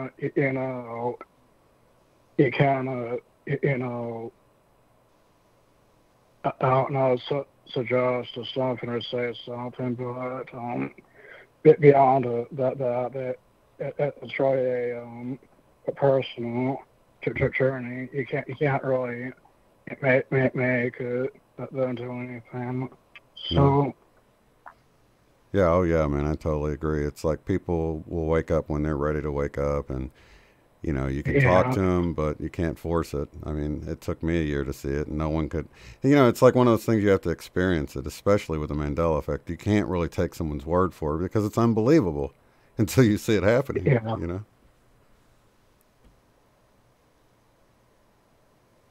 Yeah. So do you have people in your life that are awake, or is everybody sort of blind to it happening? I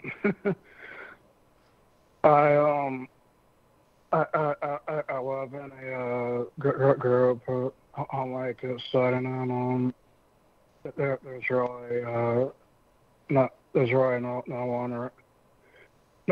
one really around here that talks about the same things that are talked about here on the show. They're completely oblivious to it. So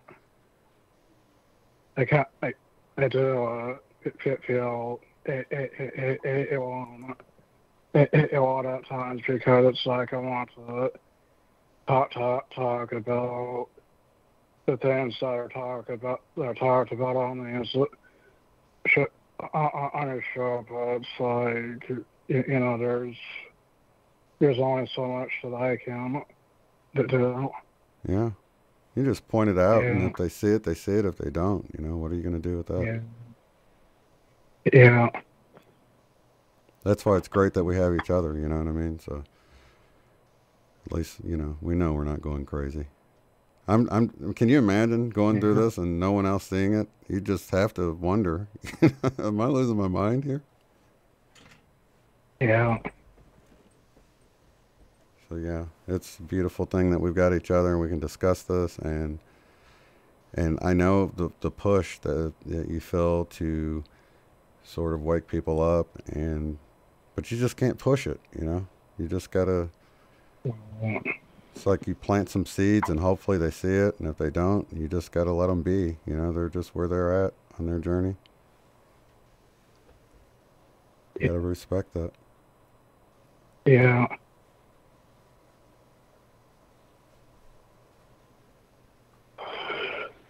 That's really cool. Where are you calling in from? I'm calling in from Spokane Valley, Washington. Oh, okay, cool. Yeah. So you're going to be able to see the eclipse from up there on the weekend, huh? I hope so. Yeah, weather permitting, anyway. And I have the volume set on my laptop because so that I don't end up hearing myself speak on my laptop as opposed to it. Yeah, it can get confusing. Yeah. Yeah, it can get confusing.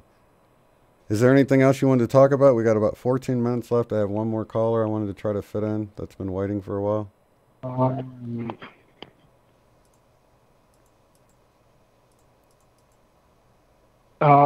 Have you ever had any? Have you ever had any portals and inner dreams before? No, but I've heard other people. Matter of fact, excuse me, Sherry Overprotected had that vision of a portal that was in that video that the last caller was talking about Michael Jackson. She had this portal open up. I don't have any that I specifically remember seeing or anything like that, but I have a lot of dreams that I just don't really remember, so there's really no telling. I did see sort of that portal show up in the sky on Mr. MBB 333 just put out a video like last week that showed some kind of weird portal in the sky. Did you see that one? I don't think I have. I'll be sure to check it out. Yeah, like a Stargate in the sky or something. I don't know. It's pretty weird. But have you had dreams like that? I had one on the 14th. Oh wow. Yeah. Did you go through it or anything? Yeah, I went through it. I was on a bus going through it, but I know I wasn't alone because I saw other people on that same bus, and I was wondering who are these people, and are they consciously aware that they're going through the same thing that I'm going through? So did it feel real? Was it like a lucid dream? Did it feel different than normal dreams? I mean. Yeah, it felt like a lucid dream. Oh wow, that's cool. Yeah. Yeah, that's crazy. So did you feel like you got any messages from it or anything?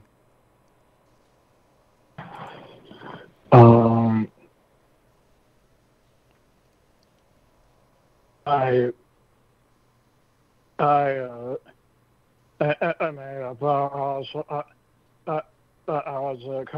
was consciously aware when I was going through. I was like, going. Why is this? Why is this happening to me? Why pick it? Why pick me to go for this? That's interesting. What's interesting about it is that it's like that dream happened like 6 to 7 days before the lunar eclipse. Oh, that's right. Happening. Well, yeah, it was like a week before. That's amazing. Yeah. Yeah, so I don't think you really need to see it. So if the weather isn't good and you can't see it, still, you could still meditate and, try to make something of it, man. I mean, it's worth a try. And meditating's good either way. So I kind of looked at it. I was like fasting, meditating, all these things, whether it does anything different because of the lunar eclipse is a good thing. So it's not like I'm hurting anything. So I figured, why not see if something can happen with it,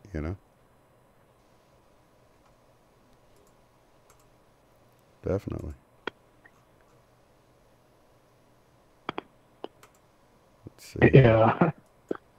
Well, I do appreciate you calling in, man. I appreciate you being part of the conversation in the chat all the time, and I know you've been around for a while, so I just wanted to. I kind of wish I had called in sooner last year because last year I was thinking I had waiting so long to call and just get it done. I was going to share your head off or anything. No, I'm not worried about that. No, I think, it's so funny. We don't have problems really with trolls calling. I've had a few call in or whatever, but, for them to have to wait around for a while, they might get some enlightenment while they're waiting to troll me. So, yeah. Feel a little bit of love and maybe have a transformational moment or something. But yeah, I've had a few, but, it's no big deal. It's like, for the most part, we're all here. We're all sharing this time together and this sharing the love with one another and the camaraderie, if you will. And it's a good time to be alive, man. Yeah. And there's something I want that I'd like to add before the time ends and my call. I couldn't help but notice how there's been so much hatred going out there towards Donald Trump it just feels so unusual. It's like what it's like why are people that are doing it. It's like you don't have anything to gain from doing it. It's like shouldn't people like that, learn to, love instead of hate? I mean, it's becoming an everyday thing, and it's like aren't you people that are doing this going to eventually get tired of doing that? Yeah. Do you know where I'm coming from? Oh, definitely. Yeah, he's definitely a polarizing figure. People either like really hate him or really love him, and I think it's weird because it's like you hear people that say pray for your president and support your president and respect the office and all of this, and these same people will throw all of that out the window. It's like, well, I'm not going to pray for him. It's like, look, he's, whether you like it or not, he's the president. There should be some level of respect for at least the office. There should be some respect for wanting the best outcome. You want him to make good choices, whether you like him or not. It's like they throw all the reason out the window. It's like once he was elected, it's like I don't know. He just deserves a shot, just like anybody. I've always said that about any president. Like, give him a shot, see what happens. But he is a polarizing figure, and I think, things have to get shaken up sometimes to make a change. So I don't see it as a bad thing. Yeah,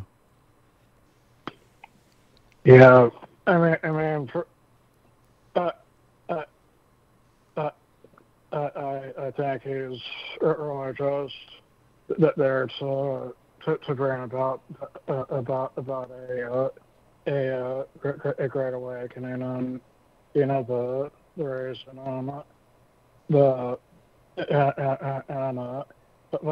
and vibrations. And the thing is, it's not about politics. Yeah. People need to get. I don't know where people get where they're saying it's all about politics. Well, it's not really. When you really think about it. Yeah. And I think that's really important to realize, because I've had people, I just pointed out the fact that I didn't know, Donald Trump's true intentions, but I could see him being a good figure. I could see him being a bad figure. I can see it either way. But, I want to use my power of intention to hope for the best and, hope that things are going to change for the better. And just for saying that, they start rattling off all the bad things they think he's done, and they're like, I'm not coming back to this channel ever again. I'm like, okay, well, just because I'm open-minded, you know what I mean? It's not like I'm pro-Trump. I'm pro whoever's in office of doing the right thing and making good choices and stuff, I'm not into politics at all. I just look at the situation and hope for the best. You know what I mean? Yeah, to be honest, I'm not really into that. To that either. The reason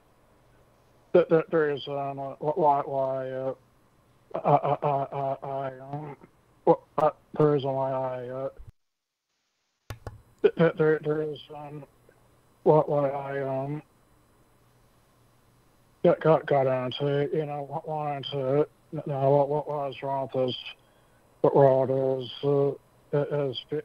is because, well, is it better to know what's going on around the corner rather than to be up the creek without a problem. Yeah. It's better to be prepared than sorry. nobody's going to abuse their wrench privileges. I'm talking to the chat there. But yeah, I totally agree. I mean, people don't realize the power we have in our intention, that even if he was out for bad, if enough people put that positive energy, maybe he might make a different choice, you know? They don't realize the power they have with their intention, and, you know, they're sending all this negative energy at this man, and, you know, they don't realize that they're more in the wrong than he is if they're doing that. You know what I mean? So, yeah, but that's a very great point. And like I said, like you were saying, I don't really get into the politics that much. I keep an eye on it, and I like to know what's going on. But at the end of the day, it's just, you know, something I observe and send as much positive energy towards all of that stuff as I can. And I don't know how things are going to play out. I know they'll end up the right way in the end, but you know, whether it happens through Trump or somebody else, or if he helps or hinders, I don't know. But my intentions is that he'll help, you know. So that's all I can do, really. Yeah. But I do appreciate the call, Quartz, and stick around. I appreciate you being part of the group. Yeah, Paul. We'll probably call on again next Friday. Yeah, I'll do that, because tomorrow, next Friday will be another 3-hour one. We're just kind of running short because I just got back in town. I went out. Well, I was still in the state, but I went out in nature and did some meditating and having a wonderful time. Just. Oh yeah, people definitely need to get back to going on to nature, because all people stand to be doing today is sitting in front of the TV, playing video, watching movies. Totally. And, you know, I do meditate at home, but, you know, before I know it, I'm back at the computer. I've got to actually get away, get out, and I like, that's sort of a New Year's resolution, is to at least once a month just take a little drive out in nature, get away from all of that stuff. And even, you know, I don't even have cell service where I go, so I can get out and, you know, get disconnected. And it's actually nice. It feels good, you know. It's nice. And I'll at least do it once a month, maybe even more. So it's a good idea for anyone to do. So. Well, thanks for having me on. Oh, no problem, man. I appreciate it. And yeah, call back next Friday. And now that you got it all worked out, because it can be confusing with the PIN number and all that stuff. And like once you get in there, if you hit *2, it will show a little hand come up, and I'll know that you want to talk. But there was no other 509 area code, so I knew which one was you. So. Yeah. Someone else was saying they had to do it twice too. That like they did *2 and it didn't work, and they had to do it again. So I don't know if that's for everybody. But like there's people in the lobby now and they don't have their hand up. So definitely press *2 if you want to raise your hand, and I'll know that you want to talk. But I do have to bring this broadcast to a close. I might be able to take another call real quick, though, if somebody puts their hand up. Thanks again, Quartz Quantum, for calling in, buddy. Appreciate it. Yeah. All right, have a good one. Bye-bye. Your calls, your stories on air. You're listening to the Love Stream. Sharing the love and spreading the light all around the world. This is biased and on the fence. All right, gonna take one last caller. 303 area code. You're live on the air. Who am I talking to? Hi, Shane. This is Vicky. Hey, Vicky. Welcome back to the program. Sorry I didn't get those photos to you yet. Oh, no problem. It's a sacred experience for me that I experienced. And I documented it in photograph. And it's all in my iPhoto. And when I bring it to people, I want it to be in the context as I experienced it. You know what I mean? Yeah. Some kind of, because 2 pictures or 3 pictures wouldn't do it justice. Oh, and by the way, that's with an I. Vicky with an I. Okay.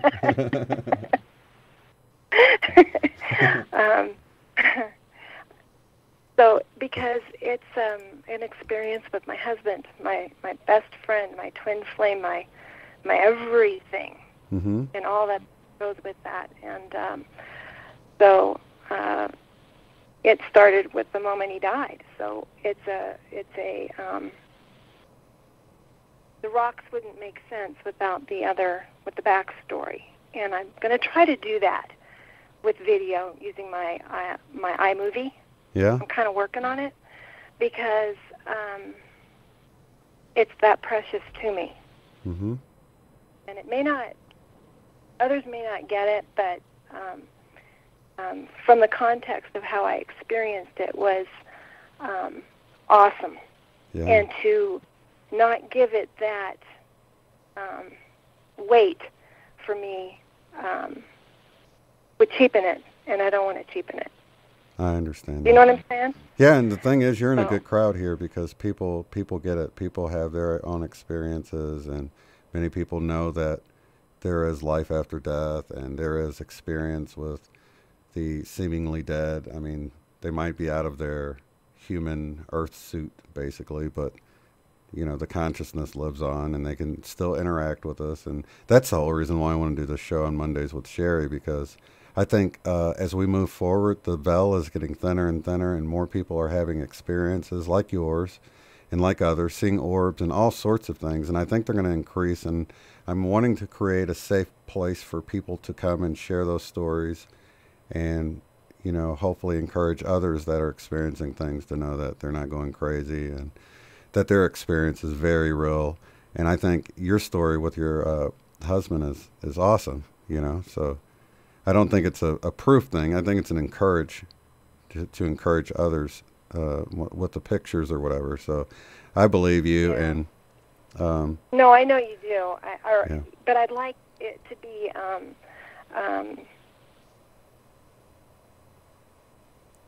I just special. It's just I don't even know how to put it.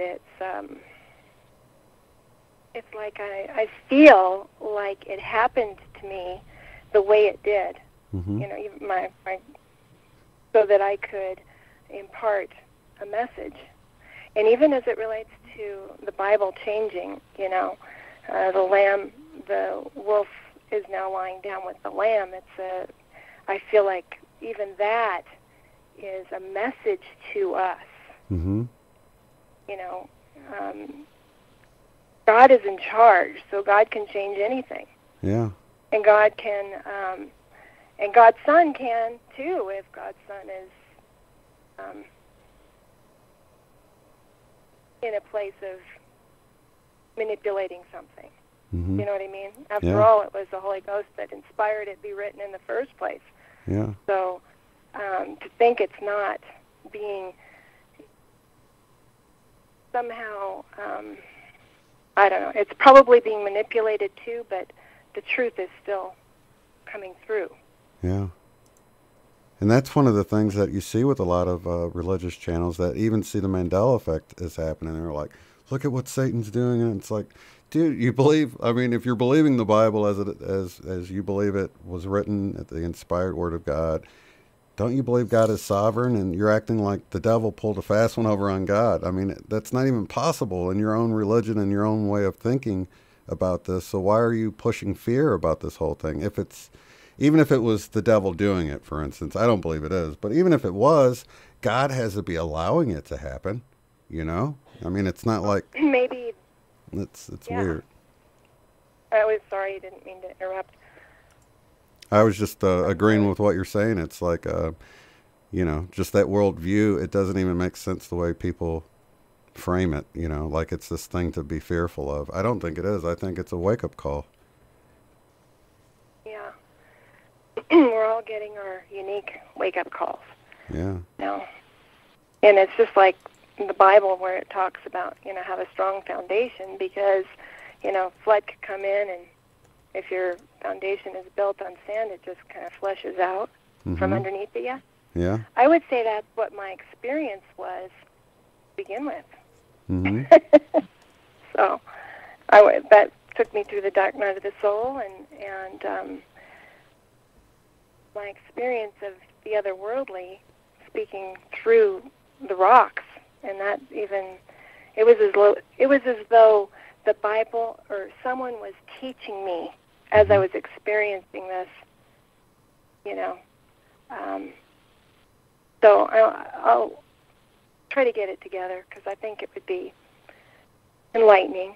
Yeah. I started with 3 rocks that I put in a hollow of a tree, and Jacob's ladder is all about the angels ascending and descending upon the ladder.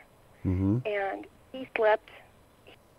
I was shown this via the rocks as this was all taking place, and that Jacob's ladder, he slept on a pillow of rocks. Mm-hmm. And then he realized God was in this place, and then he poured oil on the rocks in reverence to God. Mm-hmm. And here I was just experiencing my grief with 3 rocks, and in my mind was the Father, the Son, and the Holy Spirit. Mm-hmm. And that was all that was on my mind. And then I found that about the ladder, Jacob's ladder, and Jesus having called Peter a stone. And so it's all kind of interesting that this is kind of centered around stones. So I do believe that the Holy Spirit is speaking through the Bible, even if it's being changed somehow. You know, that reminds me of that scripture that, gosh, I can't remember the exact wording of it, but it said that even the stones would cry out or praise to God or something if no one else would, or something like that. Do you know the scripture I'm talking about? Yes, I do. I can't quote it, but I know which one you're talking about. There was also where Jesus said that there would be not one stone left upon another that shall not be thrown down. Mm-hmm. And so I kind of look at it kind of like, well, we've been thrown down here. Yeah. In this place of being held in quarantine and held back, and you know, we're each experiencing our personal Mandela effects. And the more watchful you are, and the more you pay attention to your surroundings, the more you see them. Yeah. You know, you can. If you're looking at the street you drive by all the time, and then suddenly you notice a house that was never there before, a big, huge plantation-type house where there never was one before. Yeah. You know? And everyone's going right by it like, you know, like it's always been there. That's so funny because I see, like what you're saying right now, that whole being in the moment thing and paying attention, it all keeps you in the moment, which is where we should be. And that's sort of where you have to be to see all this stuff changing. And the more you're in the moment looking for stuff, the more stuff you see, it's to validate what you're experiencing. And, you know, the more synchronicities you have, and all of this stuff gets ramped up all by being in the moment. You don't have a synchronicity that's not in the moment. I mean, that's like, you know, you look at the clock or something grabs your attention or someone calls or something synchronistic happens, but it's always in the moment. And I think, you know, that's sort of what it's saying. Mode. Yeah, because you're in watching mode. Yeah. So many people aren't watching. It's like the messages are sent, but they're not being received until you wake up and you start seeing the synchronicities. And I had a reason to look for synchronicities in case my husband showed up on the path. Yeah. And I wouldn't know him from Adam because he wouldn't be looking the same. Yeah. It's amazing. It made me being hyper sensitive to watching for everything. And then it's like mind-blowing when you It is. it. And don't you notice the more you look, the more you find too? Yes. I love that. Yeah. You know, because I'm the type of person that tries to convince myself I'm just tripping, you know, and it's like, so I start really paying attention, and then the more I see it, I'm like, well, oh my gosh, has this been like this whole time? And I've been just oblivious to the fact that this is all around me all the time. And the more you look, the more you see, and the more you find all of this stuff happening, and it's like, it really begins to feel like an orchestrated reality to where, you know, God has set everything up as we experience it. And, you know, there are no accidents, you know. It's really From everything our very is. first experience. Yeah. From our very first memorable experience as a child, our very first experience that stuck. Mm-hmm. You know, it's a profound experience because it sets the path. Yeah. Child. It's exciting Realize times. that It's exciting times if you want them to be exciting times, I think. You know, for me, I've been feeling more and more excited about the positive possibilities of what's to come, and it seems the more I'm looking for that, and the more my intention is focused on that. Because where attention is, or attention flows, or intention flows, energy goes, and I really see that playing out in my life. You know, the more I stop getting impatient about, you know, when is this going to happen, when are things going to change, the more I focus on change and see it happening, the more and more that returns to me and validates my experience. Yeah. So yeah, no rush with the pictures, Vicky. Whenever you get them, or if you ever want to share them and you want to make it a special thing, maybe we can have you on with I think that would be a perfect topic to cover with Sherry on one of the Mondays when we talk about, you know, the supernatural or paranormal stuff happening, because that's right in line with that, and then we could do more of a proper job with presenting it. Like you said, it's more of a sacred thing, and, you know, we can do it its justice. I thought I'd try to upload it on my channel, just a video, and then it can be paused wherever you want to look at it, because it boggles my mind. I can't even figure out how to. I mean, I can organize it, but it's yeah. It's a strange experience, you know, because of the Mandela effect. Things have changed. Even my iPhoto library has changed on me, but they're still there. Mm-hmm. But I'm wondering about the dates. It's strange. Yeah. When I look at the photos and I see, it seems that the timeline changed as to what I was experiencing, but maybe not. Maybe I'm just misremembering it, but I'm thinking, no, I remembered it a little differently, but it's still there. It's just different. Yeah. Yeah, and that happens to people all the time. They'll go back and see photos and they've changed. I know there was one, when Angela Gabriella was on, she was talking about how the store logo had changed, and she's like, hey, I took a picture of that store. I want to dig out that picture, and she digs it out, and it looks like it's, at the time she took the photo, it had already changed, and she's like, no, I know it wasn't like that when I took the picture. What's going on here? So, yeah, that's one kind of, that's a flip, that's really a trippy thing when you see that, you know, evidence that you had isn't really evidence, because it always looks like it was that way. Here's one that I came up with that I haven't heard, that I've, you know, typed into the search engine to see if anybody else has heard it. But Jewel put out a CD in my timeline that was Pieces of Me. Yeah. That's how it was, that CD was. And now my CD says Pieces of You. And my daughter remembers it as Pieces of You, emphatically, because that's her generation. But I bought the CD myself, too, because I loved her poetry and her song. Yeah. So I had that album. Definitely was. I had that album. It was definitely. Pieces of You or Pieces of You? It was Pieces of Me for us, for sure. Pieces of You. That sounds funny. Did you know on that same album she had that song "Who Will Save Your Soul"? Yeah. It's now "Who Will Save Your Souls," I think, or what did it change to? Yeah, "Who Will Save Your Souls," plural. Did you know that one? Well, you know, what if this is just a possibility? What if we are all one, divided child of God? Just one. Yeah. Or, you know, and we've all been divided into these, into multiplicity. I believe that, because, really. I mean, if you think of God being, you know, multiplicity, you know, you'd think her child would be multiplicity as well. Yeah. And so if we think about, I feel like it's going to be a domino effect. Once one gets it, once one allows the awareness of what's taking place to, or maybe it'll just be like a light switch, and everyone else would be pulled in with it.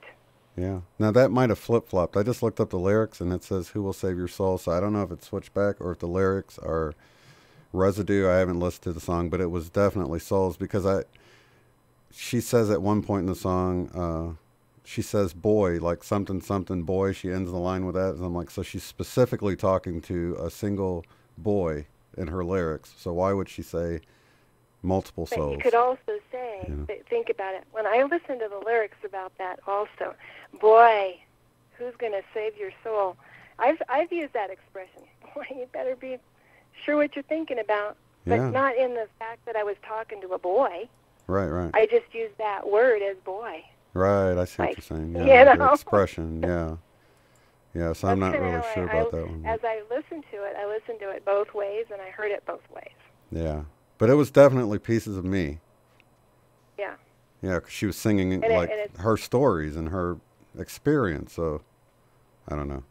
And for my daughter, she was saying pieces of you because she was singing about her love interest. Right. Pieces of you.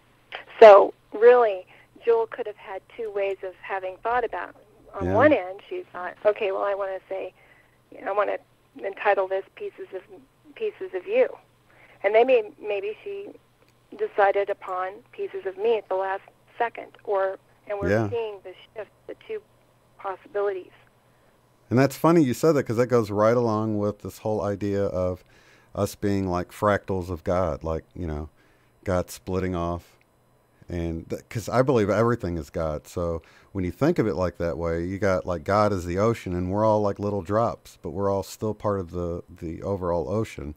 And people, they say, well, that's sacrilegious to say that or whatever, but you can actually think of it the opposite way. It's like saying that you can exist outside of God can be seen as sacrilegious. You know what I mean? It's like saying, oh, I don't need God. I'm my own entity or whatever. So I can see that's funny, because I've shifted over the years. I used to feel like, God was his own thing. I was my own thing. But now I feel like God is what gives us our life and our breath and makes us alive. So how can we exist outside of God, And that goes against the whole sending people to hell for eternity. I mean, because hell is supposed to be like the absence of God. But if God is everywhere, how can you get away from God? It's like we're part of it, At one point, my husband, I asked, because I'd be trying to get him to go my way, and I'd say, well, you need to believe that Jesus is the Son of God, and God that walked the earth. Mm-hmm. And my husband, well, what if I believe I'm God? And, in that, when I look back at that experience, and with the other stuff that I've experienced, I wonder if we do exist on different levels of awareness, and if your higher self can be jumping in at any time, and what if that higher self is God? Right. Yeah. A lot of people go to, like that hypnosis stuff. Mm-hmm. Yeah, QHHT and BQH. I kind of experienced something. Mm-hmm. I was willing to go there but I'm not sure with QHT or whatever you call it. Mm-hmm. My mom had a friend who could read cards, and he offered to read my mom's cards, and then it showed that something terrible was going to happen, and that was true. It ended up happening. And then, because I was so distraught, and I felt like my connection was being closed down. Mm-hmm. It was like this innate feeling of fear that was coming over me, that I knew that the communication between me and my true forever was going to go away. Mm-hmm. And so I started pulling on it, these dream books, and that messed with me. And anyway, he came over to do a hypnosis thing, and I chickened out at the last second because of all my other experiences. So I'm not sure how I feel about the hypnosis thing, because I wonder about Dolores because of where how she developed that. Yeah. And where it was developed from. So I prefer to just go via the Holy Spirit and take my chances. Mm-hmm. And I think that it's just a tool, and I've seen it be very helpful for people. But, you know, I've seen other people get what they need through, like what you're saying, through the Holy Spirit or intuition or following their heart. And I think, you know, like I said, it's just different tools that's available to us, and they're not necessary, but they can help some people. I've seen it, you know, I've seen it work for people and give them one little thing they need. You know? And I'm sure it does, but I'm just so confused about it, because when I hear about the channels, when people are channeling from wherever they're channeling from, they don't seem to mention God. Mm-hmm. They seem to talk about source, or but it's never. I don't know. It just seems something seems missing in that. I'm not sure, but if there is, I don't know. I'm not sure. Well, I think some people are more comfortable with using the word source, or some people might have a problem with using the word God, but I think we're really talking about the same thing, or at least I am anyway. I think, you know, the source of all is God, so it's sort of the same thing, but people don't like the religious sound of God, so they use source, but I think it's kind of hard to... I do get that. Well, you know, I think if it's correct, hallowed be his name.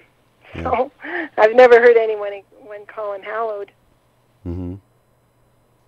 Yeah. Father, hallowed his name. So, yeah, I just want to make sure that the connection I'm receiving, because I've experienced something that wasn't altogether good or positive. Mm-hmm. Yeah, and I want to keep myself as aware as possible, you know, because I don't know, you know, just how far, what they can do when they're taking you down, you know, when they say that that you're aware and you know, but I'm not sure that that's always the case. I don't know. So definitely pretty cool. I see where, you know, there would be some worry, but, you know, if you really believe that there's some benevolent force out there that loves you and cares for you, and you're really on this mission of seeking it out.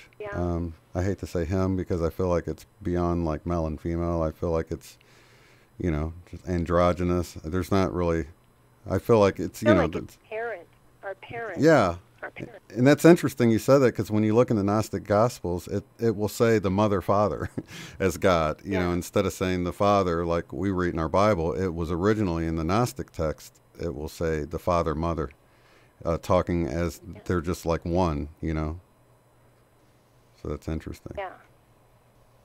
But I say go with what resonates with you if you feel led to go somewhere. But the other thing is, if you feel like you're not doing something and it's fear keeping you from doing it, I don't feel like, you know, the Holy Spirit operates in fear. It operates with intuition. And, you know, like whenever I feel like I'm getting something intuitively, I get those chills like I used to get in church. And my mom said, that's the Holy Spirit. And now I know, you know, you don't really get that when it's something negative trying to put you into fear. It's just a different experience. So, but I say everybody's on their own journey, and go with what you feel is right. We're just experiencing a bit of duality here. Yeah. A bit of duality. So there's both. Yeah. There's both the dark and the light. Yeah. And it's learning to discern between them. And maybe become, well, I don't know what we're supposed to. I'm totally at a loss as to what. But I think that's the first step. That's the whole unbiased and on the fence thing for me is exactly what you're talking about. Realizing that ultimately you don't know, and then trusting that there is some force out there that loves you, that's helping you. And then you think about where you've come from and how you've made it this far, and then just trust that whatever that is out there, you might not really fully understand it, but it's on your team, basically. It's trying to help you. And if you're really seeking out that higher love, you know, you've got help, you know, whether you know how to explain what it is or not, you know, it's there. And I think Jesus is the perfect example of how to be that love, you know.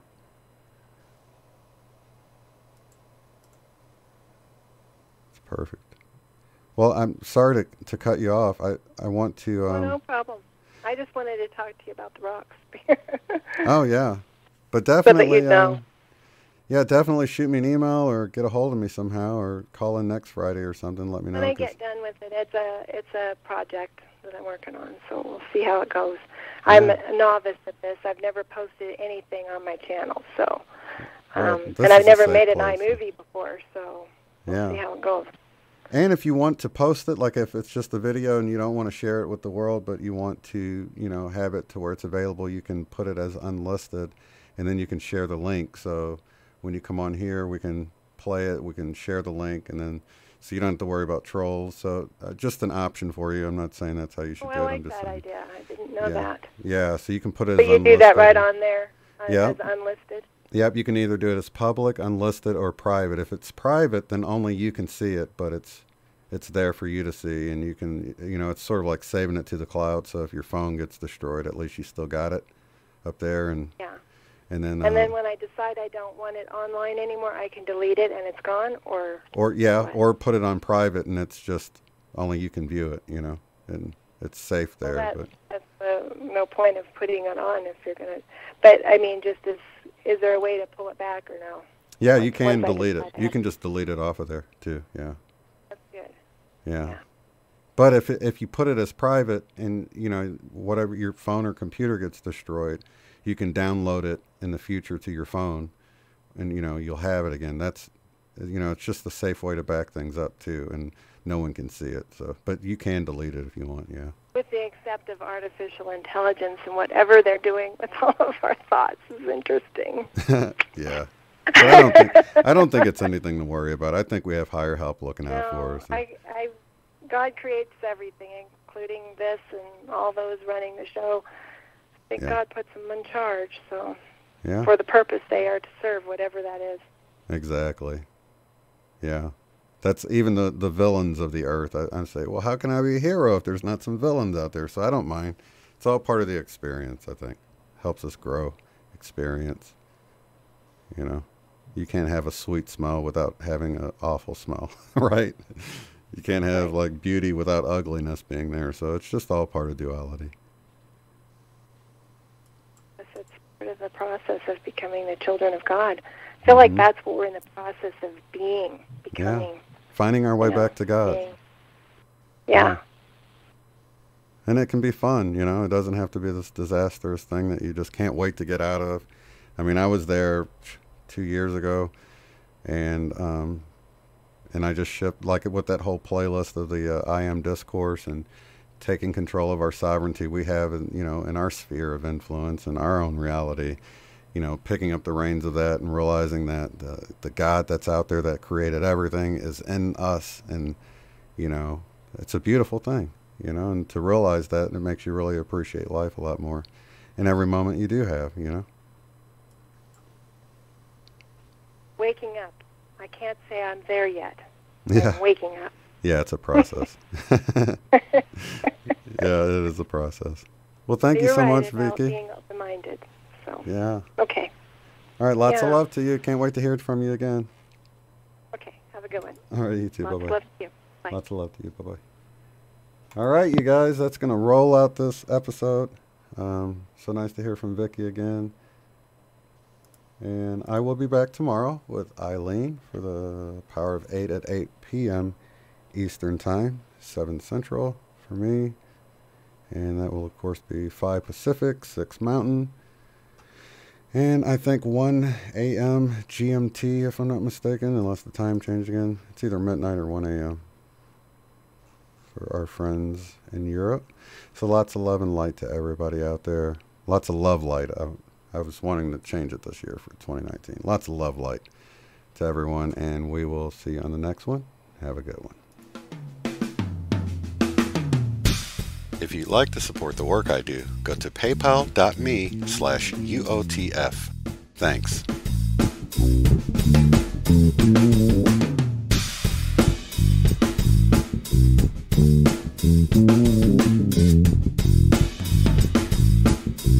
Bye.